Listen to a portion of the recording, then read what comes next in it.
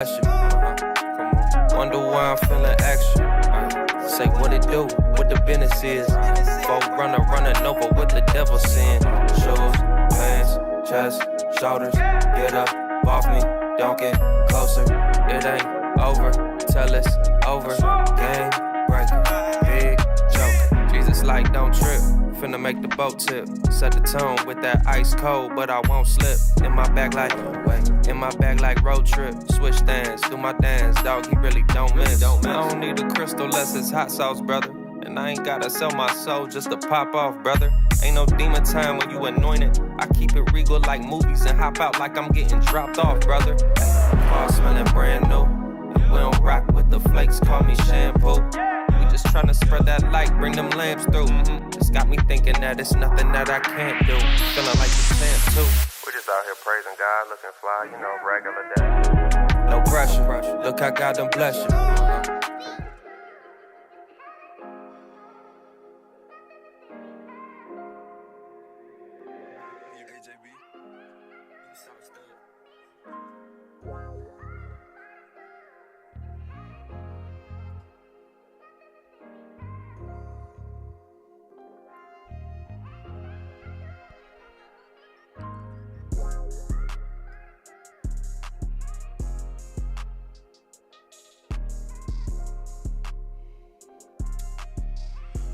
What's up, family and friends? Welcome back to another edition of the Wrap Up Podcast, where we dive into the latest news, sports, and culture.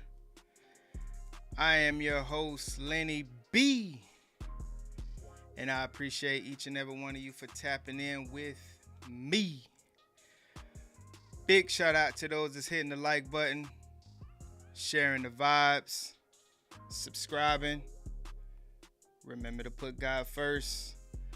Let's get to the wrap-up session. Happy Sunday, my people.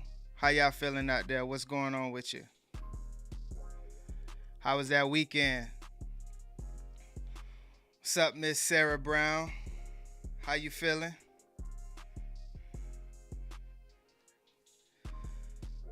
Everybody had a good weekend? It's that good old Monday tomorrow. If you can, just hit the like button on the way in. We'll get this show started. Let me pull up my boy.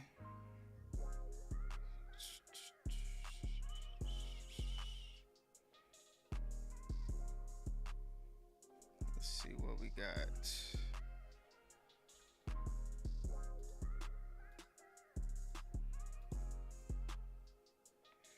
Appreciate to all the ones that's here on time. Don't say my name. What the heck? What you on? Don't say your name. You acting like people can't. You acting like your screen name is incognito or something. It's 2024. You don't know how stuff work, huh? Let's see what we got in the building. Good weekend writing a book. Okay.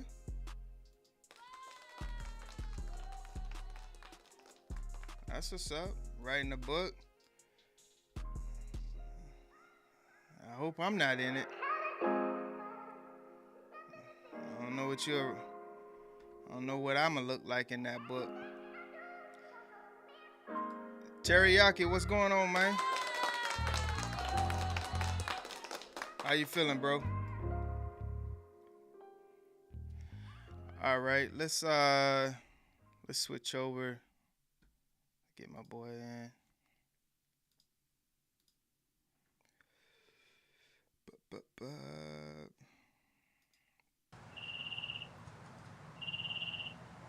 Reebok Rob.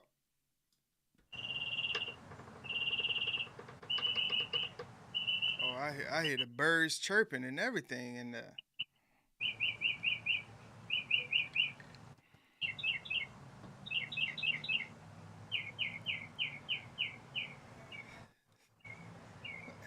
What you bird catching over there?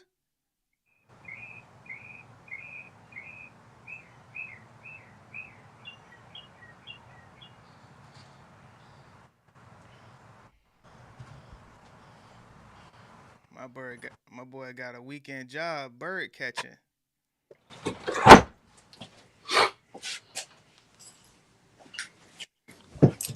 Hey, I was asking, are you bird catching over there? Selling hawks, man. He's selling them. Oh, He's selling them falcons over there. yeah, man. What's up with you, baby boy? Hey man, I can't complain, man. Every day is a good day over here, you know. Yeah, man. Yeah, Yeah, man. yeah, Who man. we? How that weekend treating you? Man, I've had a very productive weekend. As you get older, you understand that just because it's the weekend, that doesn't really mean you get a break. So you Right, gotta, you just gotta keep going. Yeah, so I've had a productive weekend, man. I can't say it necessarily. It was all right, man. I can't complain. I had a productive week. I got a lot done. You know what I'm right, saying? right. So Yeah, yeah. hey, man. Teriyaki say he had a homeless dude call him broke the other day. You know what, bro? The audacity of that is so wild to be given out of the goodness of your heart, and then the homeless guy be like, "It's all you got, you Yo, broke ass. Like, yo, all you gonna give me is $2? you This, must be broke." yo, for him to call you, hey, yo, you must be broke. You can't spare a 5? Dog, that's so crazy. But you know what'll kill him is be like, if I give you 5, I might be standing next to you next week. See, you see how that works? And then he'll be robbing you. Yeah, right. Come on, Yeah, man.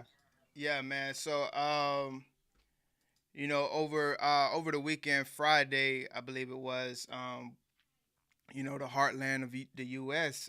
Got hit with some tornadoes. So I wanted to kind of, showcase that and see what's going on in the Midwest. I saw a basketball goal get ripped out the ground. Yeah, that's wild.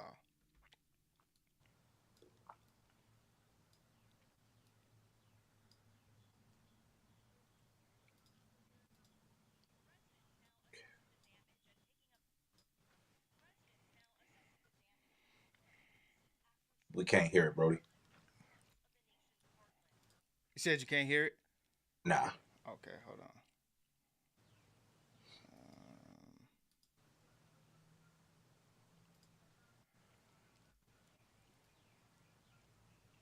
What you think is worse, bro? Tornadoes or hurricanes?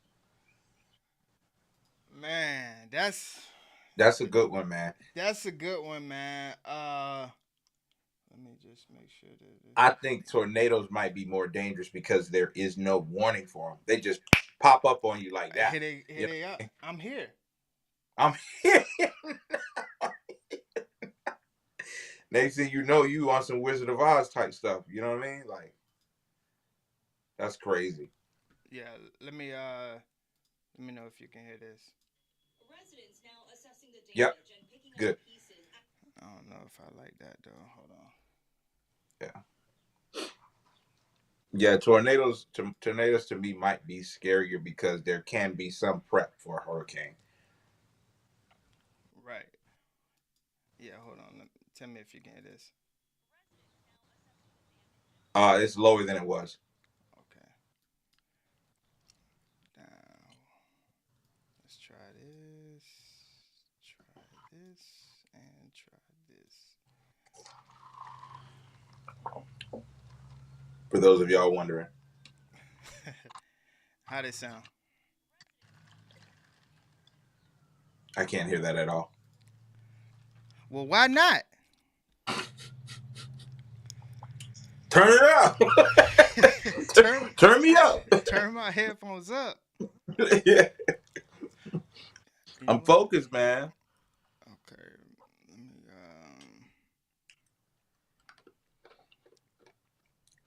Yeah, but prayers to all the people involved. I just can't imagine coming home from the gym and your house being gone. I You think know what it's I'm just saying? dog, man. Because your gym might be on the other side of town, and they'll be like, "You heard what happened on the south side of town?" Right. You're like, "What happened? A tornado ripped through." It's like, "No!" And then you come home and your house gone. Yeah, all right, let's check it. Let's check this. Yes, sir. 80 tornado reports, 33 reports of damaging wind, and 60 reports of large hail. The National Weather Service will be surveying the damage through the weekend to determine the number of confirmed tornadoes. More than 24 twisters reported in Nebraska alone. Twisters. This large tornado spotted in Lincoln. This neighborhood in Elkhorn hit hard. Drone video shows roofs ripped off of homes. This is west of Omaha. We just have a row of homes. Yo, look at that. Destroyed, taken out by that powerful tornado. That's raising the roof for real. So many families that are left without a home. Search and rescue crews going home by home, tagging them to make sure that. All right, hold on.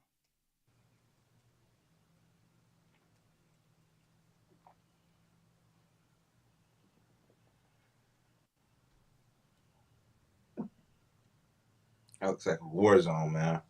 That cleanup gonna be crazy. Man, cleanup gonna be wild. Okay, is this check? You know who they're gonna have doing the cleanup though. See how everything goes back to that? See how everything goes back to that?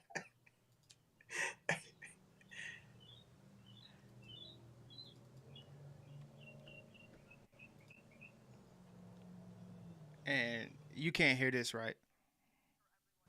Nope, not at all. She's just doing sign language. Yeah. Boog, what's up, big dog? That's my boy, man. I like Boog, man. This summer we gonna hang out, bro. Summer we gonna hang out and hit Hard Rock, that casino in Tampa. You know what I'm saying? I know my boy like this, you know. Get in there.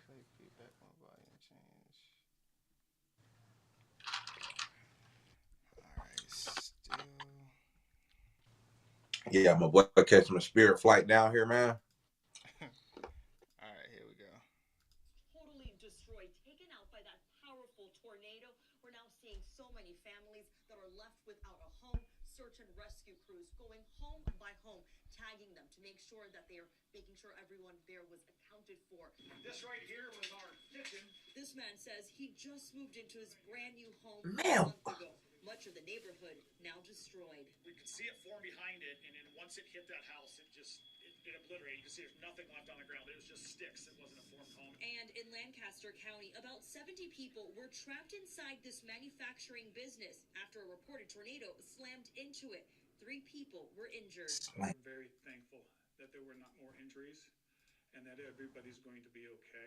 The severe weather is forecast to continue into Saturday evening, from Texas all the way to the Great Lakes, with destructive wind, very large hail, and more strong tornadoes possible.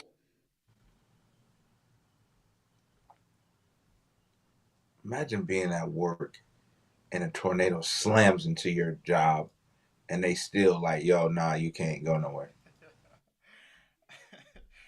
Hold on, let me just. Imagine being first day squatting and get hit by a tornado.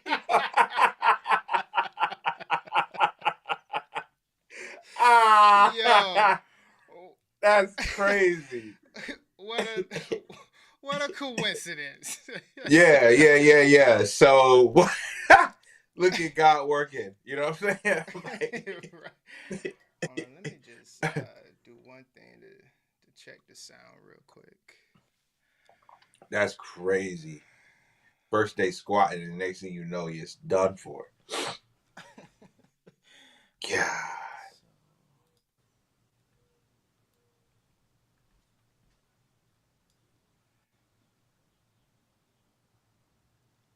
All right, can you hear me? Yes, I can. But nah, that's gonna be not that.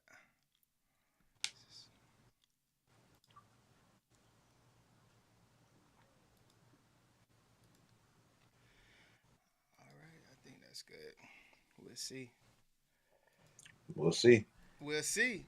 Yeah, man. So, prayers out to all the ones that was in the tornado. Prayers out to them. Just seeing, hitting a couple states, and I want to say it was just like over 100, twisters and tornadoes that they was reporting, and right. obviously through that, it's gonna be a few that passed away and things like that. So I can only imagine the cleanup that's gonna happen after that, and just man, that's tough. And like you say, I don't know which one I would want to deal with more because I think with tornadoes you don't have to necessarily deal with the rain so much, right? Yeah, I think it's just wind. Right, I think it's just a big storm that just comes. Yeah, just a whirlwind. right. But with hurricanes, you got water, rain, Hmm. all of that stuff to kind of deal with. So it's kind of crazy to say I would maybe. Nah, I gotta go hurricane. Yeah, Got to go hurricane, bro. yeah. Them Got to. tornadoes, them tornadoes are wild, bro. I knew what time it was when Bruh said this used to be our kitchen, and he Yeah, looking at the evening sky. yeah. You know what I'm saying? But also too, like that is a you know bad tornado. A bad Yeah. hurricane, we all know Andrew and stuff like that. So we can't act like a hurricane is just something to gloss over. And then it's gonna rain on your top for the next 5 after that. Psh, man, for real, for real. Yeah, man. Hey, so you heard that there's a female P Diddy running around? Nah, I haven't heard about that, bro. No, you haven't. Yeah, Female man. P Diddy. Yeah. So in the industry, I'm trying to think of like all of the P Diddy like women, right? you And I can't right, really, because that's rare to have a woman acting, Diddy-ish. You know what I mean? right, The only one I can think of off like the cuff, I can't really think of any that's that aggressive and that sick. You know what I mean? right. Yeah. So So let's take a we can kind of stay in the heartland of the U.S. and head down to Houston and not the one that starts with B, but you know they talking about oh Meg. Meg. Oh, Meg is doing some wild stuff. So let's check her out. Come on, Meg. Somebody said Oprah. Oprah Winfrey. Stedman. Turns out Stedman's a hostage. For real. Jeez. All right. Why is it? Hip hop star Meg Thee Stallion is being sued by a former cameraman who accuses her of harassment and a hostile work environment. The cameraman Emilio Garcia says he was trapped inside a moving vehicle with the rapper in a foreign country while she had sex with a woman right next to him. Megan Thee Stallion denies these allegations. NBC News entertainment correspondent Chloe Malas joins us now. So, Chloe, a lot of like crazy allegations in this lawsuit, including Garcia saying that Meg Thee Stallion told him, quote, "Don't you ever discuss what you saw." What else is he claiming? Better not. In this lawsuit, he says that he endured emotional distress and that his job was affected and that eventually he didn't have a job anymore with Megan Thee Stallion after this alleged night that took place in June of 2022 in Ibiza, this island off the coast of Spain. And like you said, he says that he was in this car, he had been working for Megan Thee Stallion for a few years as a cameraman, and that he witnessed Megan Thee Stallion allegedly taking part in a sex act with another woman, and that the next day, Megan Thee Stallion allegedly said, "Did you see what happened? Don't ever speak of that again." And he says that she allegedly fat shamed him and berated him and docked his pay out of nowhere. And he says his life just became, a nightmare. And so now he is suing. And her attorneys, Alex Spiro, he's a top attorney here in New York. They've released a statement saying that this is just a money grab, that they will see this through in court, and that it's absolutely not true. And she personally hasn't said anything, has she, about this, like on her Instagram? Or No, anything like that? not yet. But as you might remember, last summer and before, she was in the headlines for this Tory incident Lanez, between yeah. her and Tory Lanez when Tory Lanez shot her in the foot. Tory Lanez sentenced last summer to 10 years in prison, and Megan Thee Stallion gave an emotional statement in court. And so, that is also one of the things that you had been hearing about her obviously not her doing, and now obviously being hit with this lawsuit. So it'll be interesting to see if other people who have worked with her, will they come forward and defend her or have similar claims? And will this potentially get settled out of court or eventually make its way inside of a courtroom? We will see. Entertainment correspondent Chloe Malas. Chloe, as always, thank you. Thank you. Thanks for watching. Stay updated about breaking news and top story.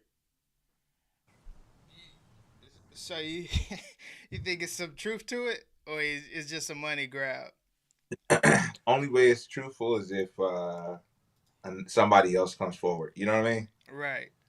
Like if someone else comes forward, because I can't imagine that he saw Meg getting down in the back seat with a woman or with anybody, right? I Right. can't imagine that, and then him getting like treated worse because he didn't leverage himself correctly.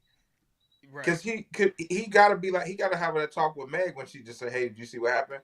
He gotta be like, "Yeah, Meg, I saw everything." And if hey, listen, I need my pay to go up, right? I need my accommodations to go up, right? I need better camera equipment. I need all that stuff. You know what I mean? It's gonna Right. be some straightening around here. I run the show now, you know, Right.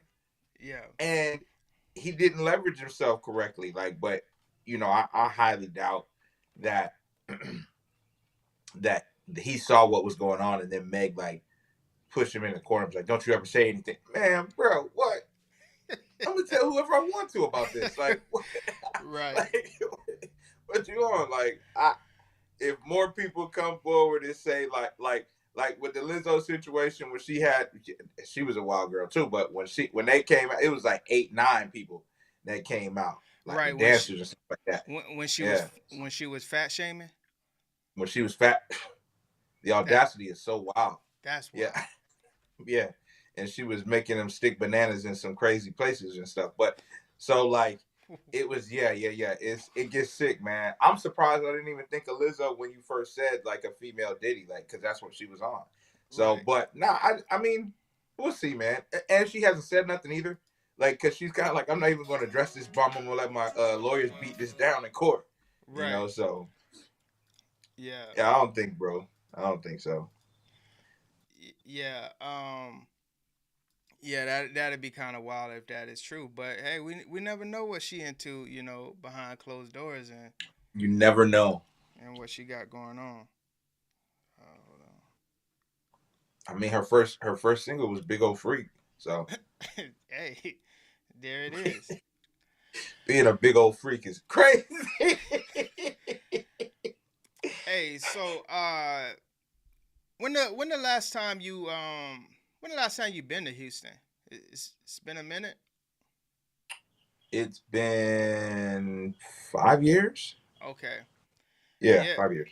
Yeah, it's trying to think the last time I've been to Houston. Yeah, H Town, baby. yeah, yeah. It's been a while, and Houston is lately it's been in the news a lot. We've been covering a lot of Houston lately of the citizens that's in there and people like that, right? But we do know that Houston has some of the best food in the U.S., right? Like For sure. we can pretty much stamp Houston as probably top five cities when it comes Right. to food. No Um, disrespect to Dallas, but yeah, yeah, Houston no, got y'all. yeah, for sure. So yeah, and I was kind of just thinking about all the good restaurants that you want to try and things like that. But what is one of the number one things that you think about when you go to a restaurant? Like, man, hopefully they don't like you try not to upset them. Why? Because like, man, I don't want them to spit in my food. I I just just want don't want to defile my food in any way. Yes, right, right. So let's go to Houston real quick and check this story out. I can tell from his face he's disgusted. He's disgusted. And tonight, the Harris County Precinct 1 constable is asking parents if they've allowed their kids to be around this man. Constable Alan Rosen says Othello Holmes is a child predator, and he says they have videos to prove it. Investigators say Holmes was arrested after what he was caught doing at the Houston restaurant he worked at. And we want to warn you, the story is disturbing. Matt Doherty spoke with Constable Rosen today. He's live downtown with the details. Matt? Yeah, the constable tells me that the man is a predator, but that's not all. He says he was arrested just a few weeks ago at a restaurant just next door for putting his penis in some food. We want to warn you again, this story is very disturbing. The details of the accusations made against 27-year-old cook Othello Holmes are frightening and disgusting. Precinct 1 Constable Alan Rosen said it started here at this soul food restaurant and bar next to the GRB. Holmes had been working here as a cook, but he wasn't just making food. Court documents state Holmes was putting his penis in the food, specifically the jelly, while he recorded it with his phone. Then he sent it to people. The things that I have seen and the behavior that I've seen, it's very disturbing. The constable says the restaurant owners immediately called police to report what they'd seen. When the restaurant found out about this behavior going on, they immediately shut down to everybody. They had not served a single patron of the restaurant. Holmes was arrested. He should not be allowed anywhere near a restaurant. The constable says investigators believe something similar may have happened at a hotel restaurant where Holmes worked as well. But the constable says Holmes's crimes didn't stop there. He bonded out of jail for the Class B misdemeanor indecent assault and... But we kept investigating this person, and boy, I'm glad we did. The constable says his investigators got a subpoena for Holmes's phone. And we found some really horrible things on his phone. We found child pornography, and we are fearful that he potentially may have, and at some point, molested young children. Investigators tell us Holmes had thousands of photos and videos of child pornography. Court documents state that some of them appear to have been taken somewhere else and saved to Holmes's phone. All of them with kids under 10 years old. Some of the children were infants. Others investigators say Holmes filmed on his own with young children. Now they're focused on finding out the identities of the kids in the videos. They also want to know if there are more children out there. This individual is a predator. Now, Culture, the restaurant where Holmes was working, sent us a statement tonight which reads in part, quote, "The matter was addressed before the business opened again. The employee has been terminated, and we have taken all necessary steps to restore our normal services to the public. We strongly believe that this is an isolated incident resulting from retaliatory measures due to a demotion. Most importantly, this dangerous pedophile is off the streets." Holmes is being held tonight in the Harris County Jail on a $500,000 bond. If you think you have anything that might be of help to investigators, you're asked to call the Precinct 1 Constable's office as soon as you can. My brother, let me say this, man. So there is nothing that anybody can do to me, right, to make me mad enough to want to like do something to their food. I'm just gonna assault them. You feel me? You know what I'm saying? Right. Like if you got me that mad, it's never going through my mind. Like let me mess this person's food up, bro. That is heinous, bro. You know what I mean? So I would just assault you. Putting your freaking penis in food, bro. Come on, bro. Bro, in the jelly. In the peanut butter jelly time. Come on, man. Like with the baseball bat.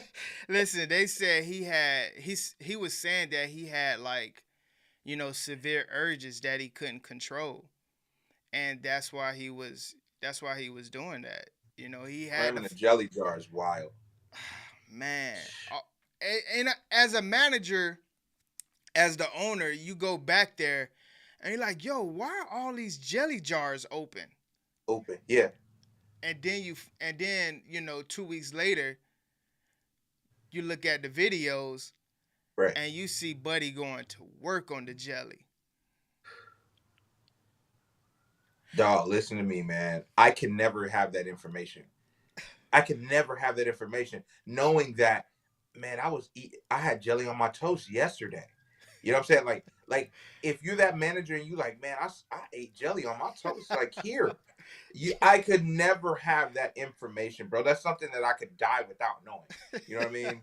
Because that's crazy to me. And I tell you one thing, bro, they're going to if culture that restaurant, their prices are going to have to be 75% less so they can restore their clientele. Yeah. No Yeah. one's going back there no more. You know what I'm Yeah. saying? Dog, imagine you eating there the day before this news broke out. That's a lawsuit, baby. That's a lawsuit, baby. Yo, come on. And they're gonna be like, prove it. Prove that you had something. He's like, I was here for brunch and I had toast and jelly. Well, Here's my receipt. yeah. Oh man. Sir, listen, I can assure you that his penis was not in this jar. You can't, and that's why I'm suing. You can't. Yeah. And then my boy had the child pornography. Come on. Man, then they said it was infants on the floor. Do you what do you think what do you think the punishment should be for, people that rape, children?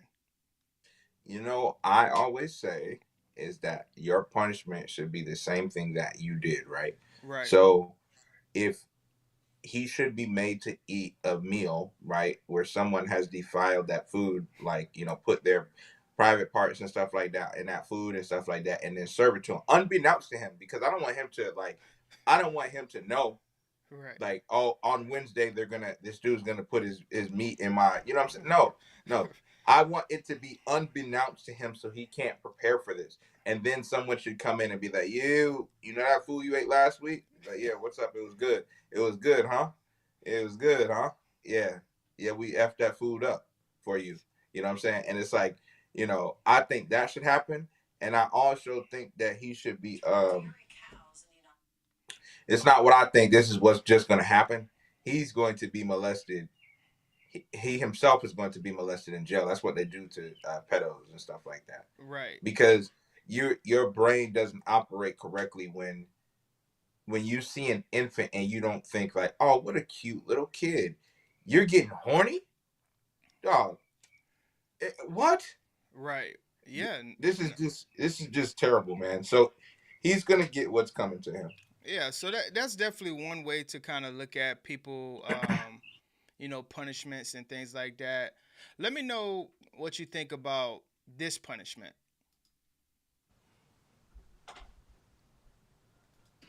Good evening to you, friends. Thank you for joining us. I'm Greg Merriweather here with Elizabeth Val. We're going to start with a case that's getting a lot of attention after a judge issued a rare and much talked about punishment for a man who admitted to raping a young teenager. The suspect will serve prison time and will be physically castrated. Miranda Thomas spoke with prosecutors today. Miranda. Prosecutors say many sex crimes go unreported because victims are afraid, but they're hoping this case serves as an example of what could happen when victims come forward. Prosecutors in Livingston Parish say justice is finally served after 54-year-old Glenn Sullivan admitted he raped a young girl. The allegations have began several years ago that Mr. Sullivan had repeatedly raped her, and one of the rapes, actually the first rape, at the age of 14, she became pregnant. A judge sentenced Sullivan to 50 years behind bars and physical castration. Castration is something Assistant District Attorney Brad Cassio says is not common, but paints a clear picture. The state legislature gives us tools that we can use to fight crime and protect victims. And this is one of those tools in a prosecutor's toolbox that we have at our disposal. And if I have the opportunity to do it, and I think that it's just, and that the crime calls for it, I'm going to try my best to use it. Current law says a judge can issue a chemical castration as punishment in certain sex crime convictions, but a defendant can choose physical castration, which is what happened in Sullivan's case. State Senator Regina Barrow is working on legislation to expand the use of physical castration as a punishment for child sex crimes. Under her bill, a judge could order a physical castration for anyone convicted of a sex offense involving a child under the age of 13. The bill passed through the Senate floor on Tuesday afternoon. Barrow says it is a necessary change. And it would change individuals' thinking as it relates. At least they'll think about it once they realize the real true consequence of having it cut off or eliminated. It may actually make them think twice before their actions. By law, Sullivan's castration will take place no later than 1 week before his release. However, the Department of Corrections will make the final decision. DOC could do it next week, or they could do it 40 years from now. You know, the victim did her job by coming forward, reporting her case, and sticking with it. Our office did our job by prosecuting it. The judge did his job, and now we trust DOC to do theirs. Senator Barrow has made this proposal before, but this year is making progress. It will head to the House floor tomorrow. Miranda, thank you. Yo, that right there will make anyone. I'm with that. I'm with that. If you're not going to use those nuts correctly, then we're going to cut them off. It's simple as that.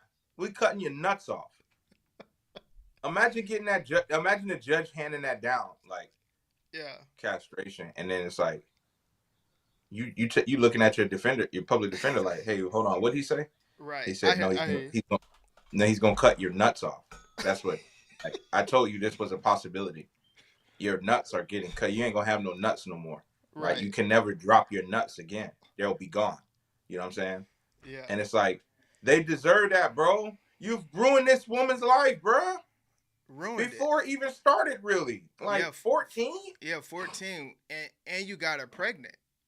And you, come on, man. Now, bro, it goes back to that one night where we were on here for 3-4 hours, and it goes back to how you were introduced to sex, right? Right. So now she may have a hypersexual appetite, and it's no fault of her own. You get what I'm saying? Yeah. Like, so she may grow, I hope not, but she may grow up and be promiscuous and stuff like that. So yeah, castrate this fool, bro. Like, cut this dude nuts off, man, and then release him back into the world and be like, yeah, uh-huh. Yeah, I never knew that was a thing. It's the first time I've ever heard that. Physical castration? Chopping his nuts off. But think about this, bro.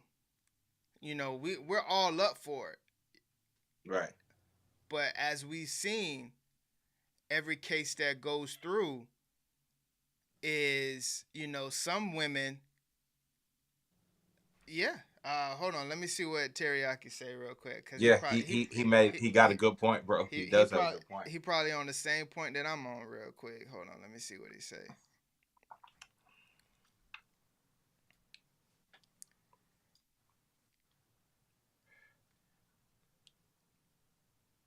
I'm okay. You know what? So they did that in Singapore. I was saying this. I'm all up for people that, you know, are guilty. But what about the ones where, you know, a woman just went out there and just lie. Yeah, he raped me. Take his nuts. And then 20 years down the road, you find out my man is innocent. And you ain't got nuts no more. Jeez. Now, right, since my life is over, you've taken my nuts. It will be everyone, and then I'm found not guilty, right? So everyone's going to be like so mad at me when I find you and kill you. You know what I'm saying? Whoa. Like, no, I'm just saying that's messed up, bro. That's messed up. It is. I shouldn't have never said it, but it's like, you can't do that to people. They took my nuts because you lied. Yeah. You know what I'm saying? And so now when I think about it, I don't know how much I would back up the bill, the law. Right. Because it has to be without a shout of a doubt. Like, there's DNA evidence that the homie sexually assaulted this young lady, and she's the real victim, man. She sexually assaulted this lady, this young girl, multiple times, and so there's evidence that he did it. What about all those cases that people that men and women just lie? You know what I Yeah, mean? right. And it's just like, nah, I was just kidding. You know what I Yeah, mean? Like, right. Nah, I wanted to get back at him for breaking up with me or right. whatever the case may be. Mm-hmm. Um, And now they come in and they yap my nuts off. You know what I'm saying? That's kind of wild. You know what I'm saying? And right. uh, And I think what what Terry was saying. Oh, yeah, my bad. Go ahead. I think what teriyaki is kind of like saying too is just like, hey, well, if we're gonna do that, then does that mean that we're just gonna start chopping people hands off? I would say I think it could be I think it could be a difference because I think you would have to like really impact someone's life. Like yeah, stealing from someone, yeah, that does impact you, but taking someone, manhood or, womanhood away is I think is a lot more than just Right. possessional type of thing. So It all comes down to this, man. What Teriyaki's saying is we creep in where we have physical punishment may not be required, such as cutting someone's hand off for stealing. Here's the thing: you guys want the crime eliminated in America or not? Because you know where where it was really bad when we were growing up, me, you, and Teriyaki when we were kids. Singapore was terrible, yeah, crime ridden, bro. Singapore is one of the safest places on this planet now. hey, you Because can't. back in our day, they were cutting people's hands off for stealing. They were castrating people over there. They were cutting feet off. They were doing all this crazy stuff, and the crime went from an all-time high to an all-time low. You know what I mean? And it's Right, like, so what do y'all want? Do y'all want to do this the easy way or the hard way? It obviously it'll never happen in America because it's America. But you know, um, like stuff like that does work. You only have to make an example like that for a few people. You know what I mean? Like, right. they ain't doing. And where's that? Where was this? Louisiana? That was yeah, I believe so, Louisiana. Yeah. Um, child predators in Louisiana are definitely thinking twice now. You know what I'm saying? Yeah, Because that happened there. right. Brian Banks, I'm not familiar with his story. He was like a 5-star running back linebacker out of Helix High Oh, San out there in Diego. Cali. Yeah, Yeah. San Diego. And Shout the out to girl Reggie lot Bush. they yeah, shout out to Reggie Bush, man. He just got his Heisman back, man. Shout out to the kid, man. But he had consensual sex with a girl in high school, and she lied and said it wasn't consensual, and they sent Brian in prison and stuff. Brian he did get out when she came forth, because man, that I can't imagine the guilt she was feeling of sending this dude, knowing that it was consensual and stuff like that. So Brian got out and he actually did chase his dream. I think he played in the Canadian Football League and in the USFL. I think he played one NFL game or something like that. But Right. now he does like motivational speaking and stuff like that. And it's just like, man, she ruined his career, bro. He was a two-way player, bro. He was cold-blooded, bro. Right. Yeah. You said he was a 5-star, huh? Yeah. Yeah, I mean he had to be good if he spent time in jail and then came back out Yeah. and still was able to kind of chase his dream. That kind of Yeah. that kind of lets you know you definitely got some skill. Yeah. Running back, linebacker. They was gonna get his. He was gonna make that bread at linebacker though. You know what I'm saying? Yeah, 100%. Man, Brian Banks. That happened to Sean Oakman in 2017. Sean Oakman had consent. Was a defensive end, first round defensive end for the Baylor Bears. Okay. Yeah, 6'8", 240, just a prototype defensive end. And the girl lied and said that Sean Oakman, the sex that they engaged in was not consensual. They kicked the door and they raided the place. They found her panties there with his DNA, obviously, because we've had consensual sex, right? Right, yeah. So they found that, boom, locked him up, and he was never able to like. One thing about Sean Oakman's story was I think he spent like 2-3 years in prison, Right. and then it was like, he just recently got out, and it was like, oh man, that was a lot, ruined his whole career and stuff like that. And it's like she didn't face any jail time. It's like, nah, what? So Yeah, yeah, it's just tough. yeah. Man, I've been kind of like, as we've been going through these stories and kind of seeing, a trend. And I think the trend that I can kind of take from, a lot of these stories is just, mental health is real. And, Hmm. back when we was growing up, we didn't really take it seriously and things like that. But as you can kind of see like what's going on in the world, you can see that mental health, we definitely should really take it, not take it for granted, and I Invest just into it. invest into it. And I wanted to kind of show this story because this is more than just mental health, but it's a sad one for sure.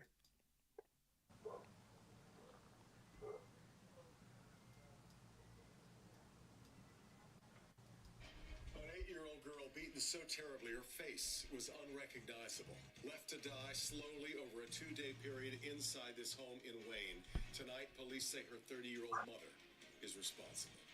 Prosecutors leveling murder and child abuse charges against the mother today in court. And that story tops our news at 10. I'm Devin Skillion. I'm Kimberly Gill. Chelsea DePuron originally told first responders on Saturday morning it was an accident. But her boyfriend, who is not the little girl's father, said she was seeing ghosts and spirits. Mar McDonald is live at the Wayne Police Department tonight. Mar, you've been talking with friends and neighbors as well. I have, Kimberly, and I will tell you, in talking to the neighbors up and down that street, they are flabbergasted. They told me definitively they never saw any signs of abuse on that little girl. Now, all of that said, these same neighbors who do not want to appear on camera in any capacity said that you would often hear Chelsea Duperon and her boyfriend going at it, fighting viciously inside that home. What this child endured inside this home is sickening. The sheer brutality that innocent 8-year-old Lila suffered on March 13th of 2024 is really like nothing I've ever seen in my 5 years of handling child abuse cases. Listen as officers detail for the judge what they found. Officers observed the victim, Layla Castle, laying on her back on the floor. Officers observed the victim to have significant swelling. Beaten so badly she was unrecognizable. Beaten so badly she was unable to move. Instead of getting her help, her mother got diapers to put on her so she wouldn't soil the bed. Chelsea Duperon moved into this home with her boyfriend. We're not naming him because he hasn't been charged with anything. But he told police he knew the child was injured and told Duperon to take her to the hospital, but did not intervene because Lila was not his child. When police got to the home early Saturday morning and asked Chelsea Duperon what happened, take a listen to her answer. I swear to God, this is not me. This sounds crazy, but there's bad spirits. Duperon stated there was a lady, and she came out of nowhere. Per prosecutors, Lila could have survived if she'd been given medical help, but she got none.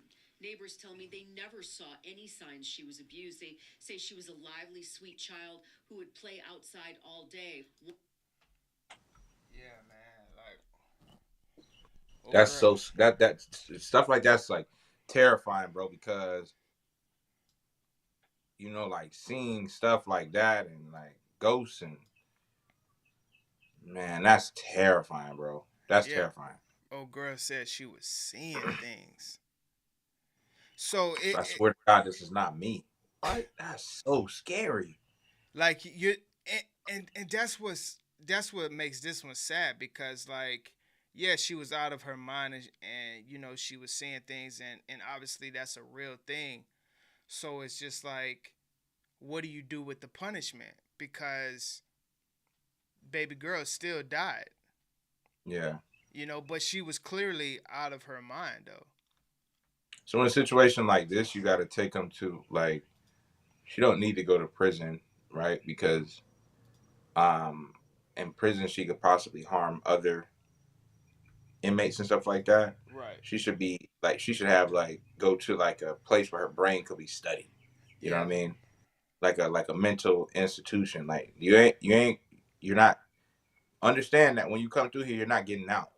You know what I mean? Like you beat your daughter to death, whether that was a possession that you were going through or not. I mean, a life was lost.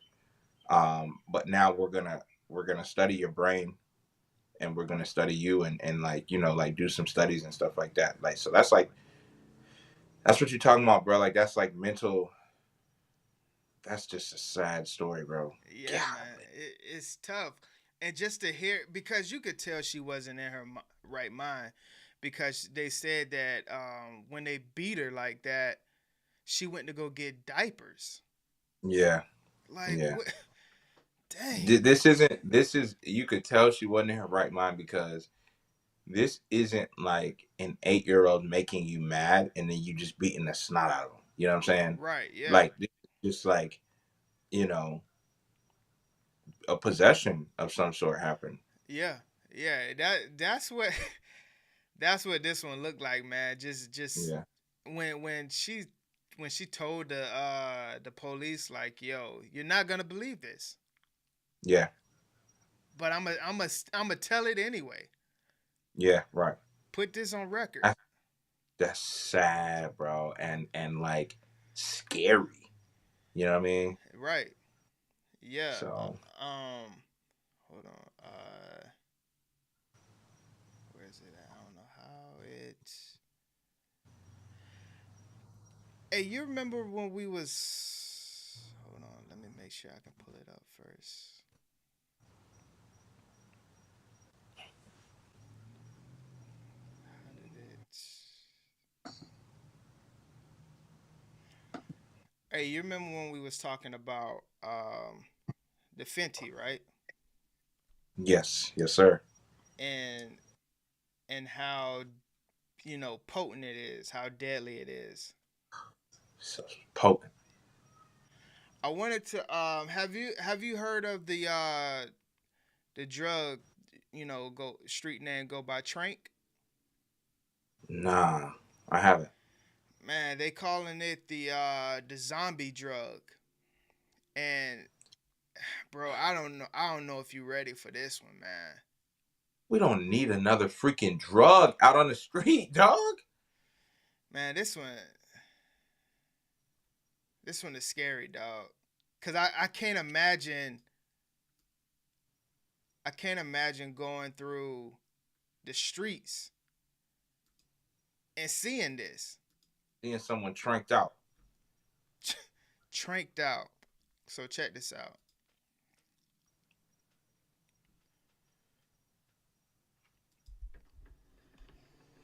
Half-conscious addicts with deep sores and bent backs are becoming a more frequent sight in several countries, especially in the US, where the zombie drug has recently gained traction. Bent backs. Bent backs. The zombie drug xylazine, also known as Tranq, is originally an animal tranquilizer that is both cheap and easy to access. As a result, it has made inroads in illicit drug markets. The use of xylazine was first reported in Puerto Rico and Philadelphia in the mid-2000s, but experts say that it was in 2020 during the COVID-19 pandemic that its consumption increased exponentially in Philadelphia and in other states. And now, in 2023, it is present in most US states. When consumed, it is known to cause necrosis in humans because it reduces blood pressure, heart rate, and respiration. Necrosis, the rotting of human tissue, can ultimately cause victims to require amputation, and that's where the drug gets its nickname, zombie drug. While Tranq is not an opioid that is used by itself, drug dealers often combine it with depressants or stimulants like heroin, cocaine, and fentanyl to prolong or enhance their effects, or to increase their weight and in turn raise their street value.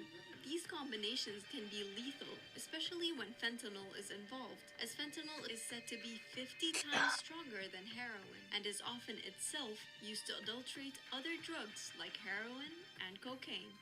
Consumers who use the drug either knowingly or unknowingly often fall into an hours-long stupor, and once they wake up, they are already in need of another high. Treating xylazine patients is difficult, as it requires that the effects of multiple addictions be mediated, and at times that body parts with infected skin ulcers be amputated, as some grow so deep they can infect tendons and bones. Overdose reversal drugs that are often used for opioid addicts are not very effective on xylazine, making treatment even harder. Drug abuse is rampant in the US, where more than 109,000 lives were claimed in 2022 due to overdoses and other drug-related issues.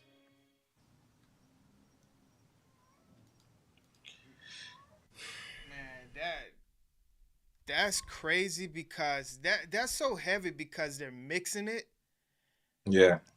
A horse tranquilizer, like animal tranquilizers, bro, and you're mixing it.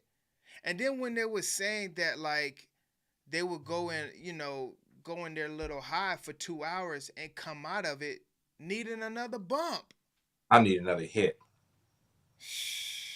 I need another freaking hit. I need my back bent all the way this time. What? What? Yo. I want back bending. Yo, I need I need my back bent. Give me a hit. Bro, listen, you know the dealers are like hanging their hat on this. Be like, hey, this stuff right here, this is how you bent over for 4 hours, I promise. You know what I'm saying? This is how your back bent up. You want your arm to fall off? That's the type of high you looking for? Yeah, I got you right here. You know how when we was growing up and the whole dare movement and all of that good stuff. Yeah. And Crime Dog. Yeah, Crime Dog, McGriff.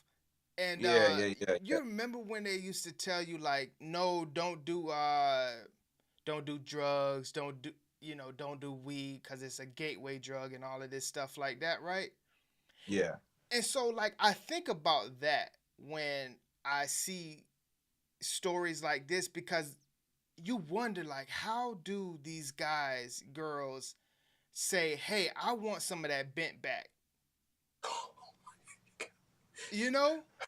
Like what makes they definitely didn't smoke a blunt and say, I need my back bent. They did not. Well, no. What I'm saying is the whole gateway leading to something like that. Right. Like you don't hop off the stoop saying like, "Hey, give me the bent back."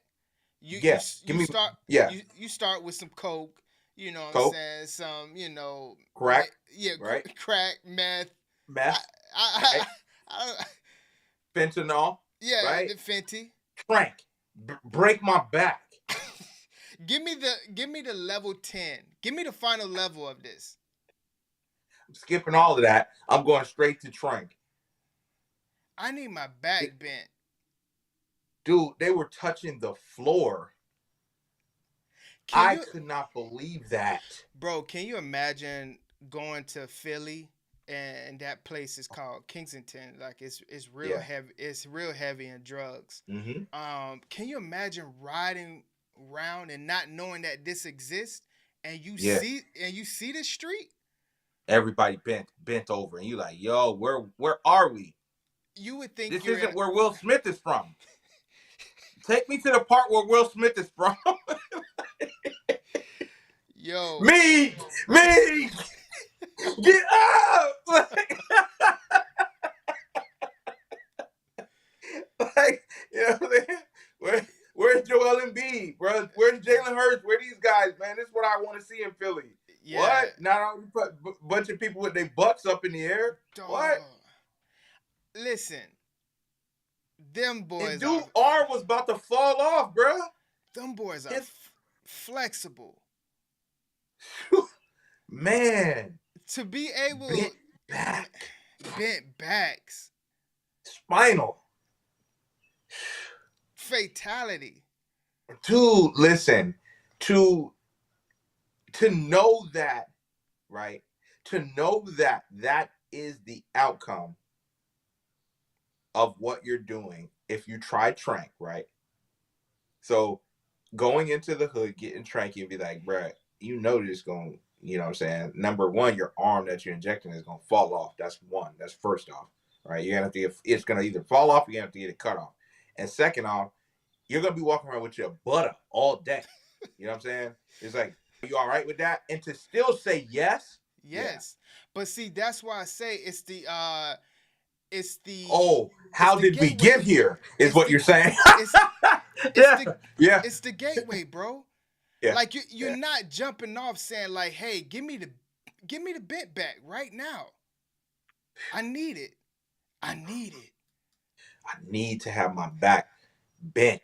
I need to have my butt in the air, exposed for everyone, and my arm about to fall off. Sean, what up? I need to be touching my toes.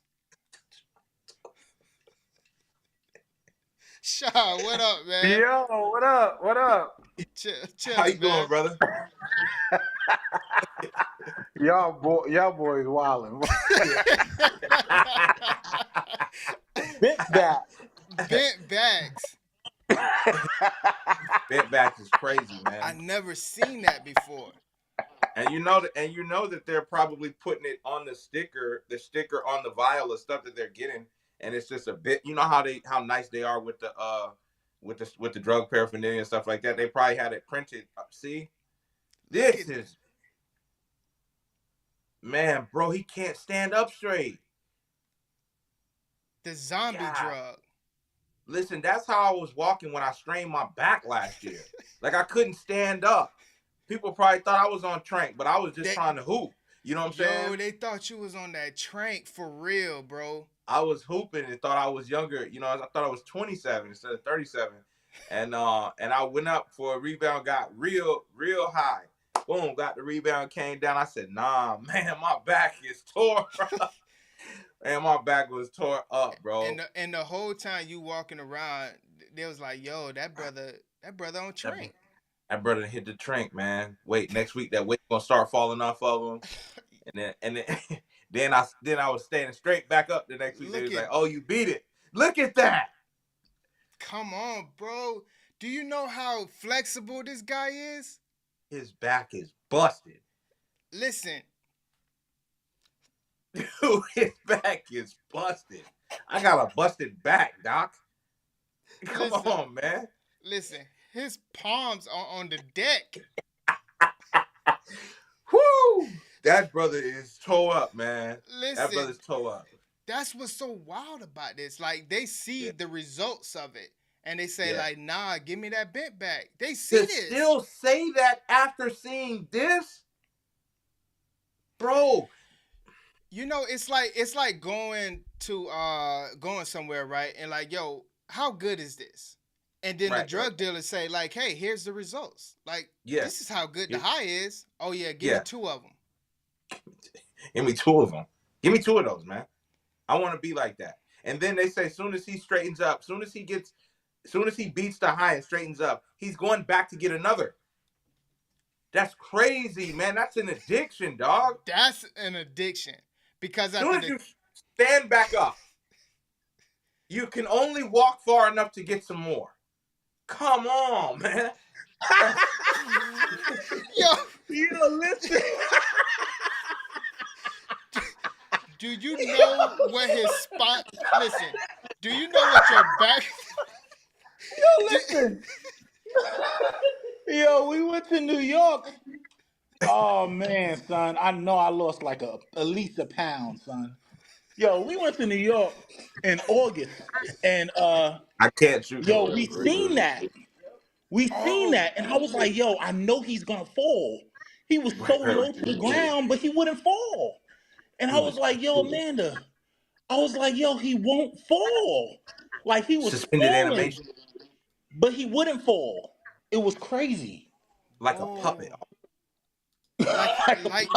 Like he's on strings. He's on strings. My boy, they got him on strings out there. Listen. I've never. I seen hope those people like can get help. Yeah. The sickest part about it is that the sores on the arms, and like they're saying, as soon as they see that, they recommend amputation off the rip.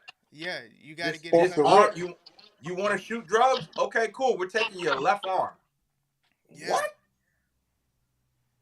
Gotta take it. They say that's one of the hardest drugs to beat. Yeah. Yeah, to get help from. You know, because of the high. Listen, I've never seen a drug that have you slump like that.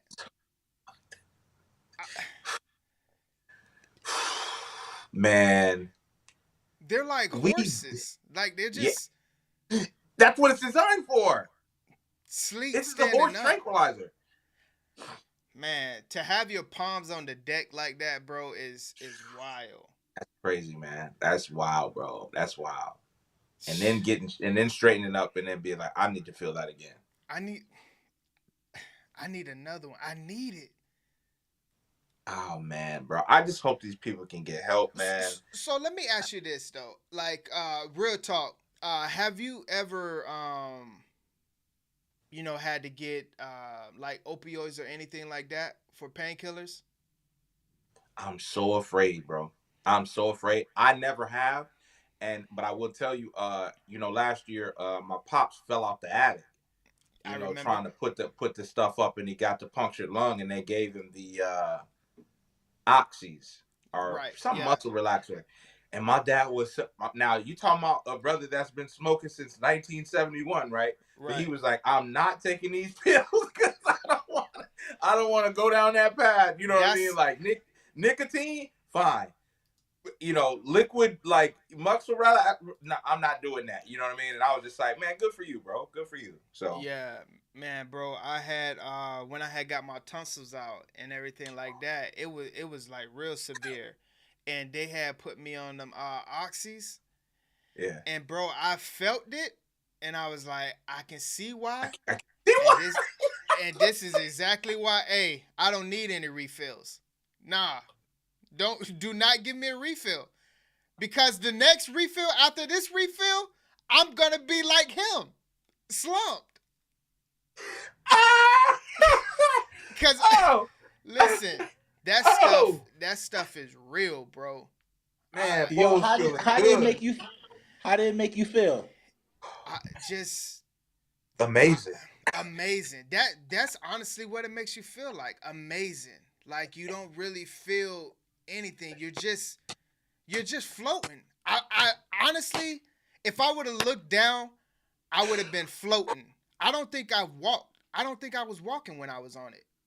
Man said, nah, I don't need no refills. I don't need a refill. I can see how people get it. I'm telling you, I can see it. I see it. It felt so good.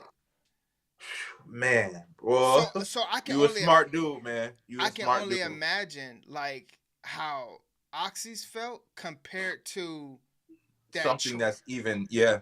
that Tranq. The Tranq had you in the sand. How you bent? That's really a true definition of going on a bender, dog. Like going on a bender is crazy, man. Wow. Oh Yeah. man, that boy popped the oxy and said, "Nah, I can see why this some." Man, it just takes all the pain away. Makes me feel great. Feeling all right. Yeah, but one of the main topics of the show, before we get to the last segment, is it just in Dallas, we just had another shooting. Last year, Tennessee got hit pretty hard, and so this week Tennessee came out with this bill. I want to get your thoughts on it. We're going to begin this hour with a controversial effort in Tennessee to address the threat of school violence. A proposed law to allow classroom teachers to carry guns has left people divided in that state. Its legislation introduced last year after the shooting at the Covenant School in Nashville that killed 6 people, including 3 children. As Mark Strassman reports, critics say that response is the wrong one.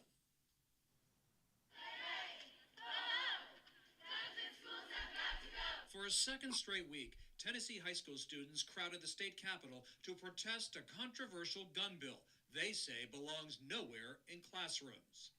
It would allow teachers to carry firearms. 16-year-old Emmy Wolf Dubin says the legislation would just add more chaos in the event of an active shooter. Time after time, the idea of adding more guns to this situation isn't effective, especially in schools. But supporters of the bill, approved by Tennessee's state Senate earlier this month, say it could save lives in a situation when every second counts. There are some counties where they may only have 2 deputies on the shift.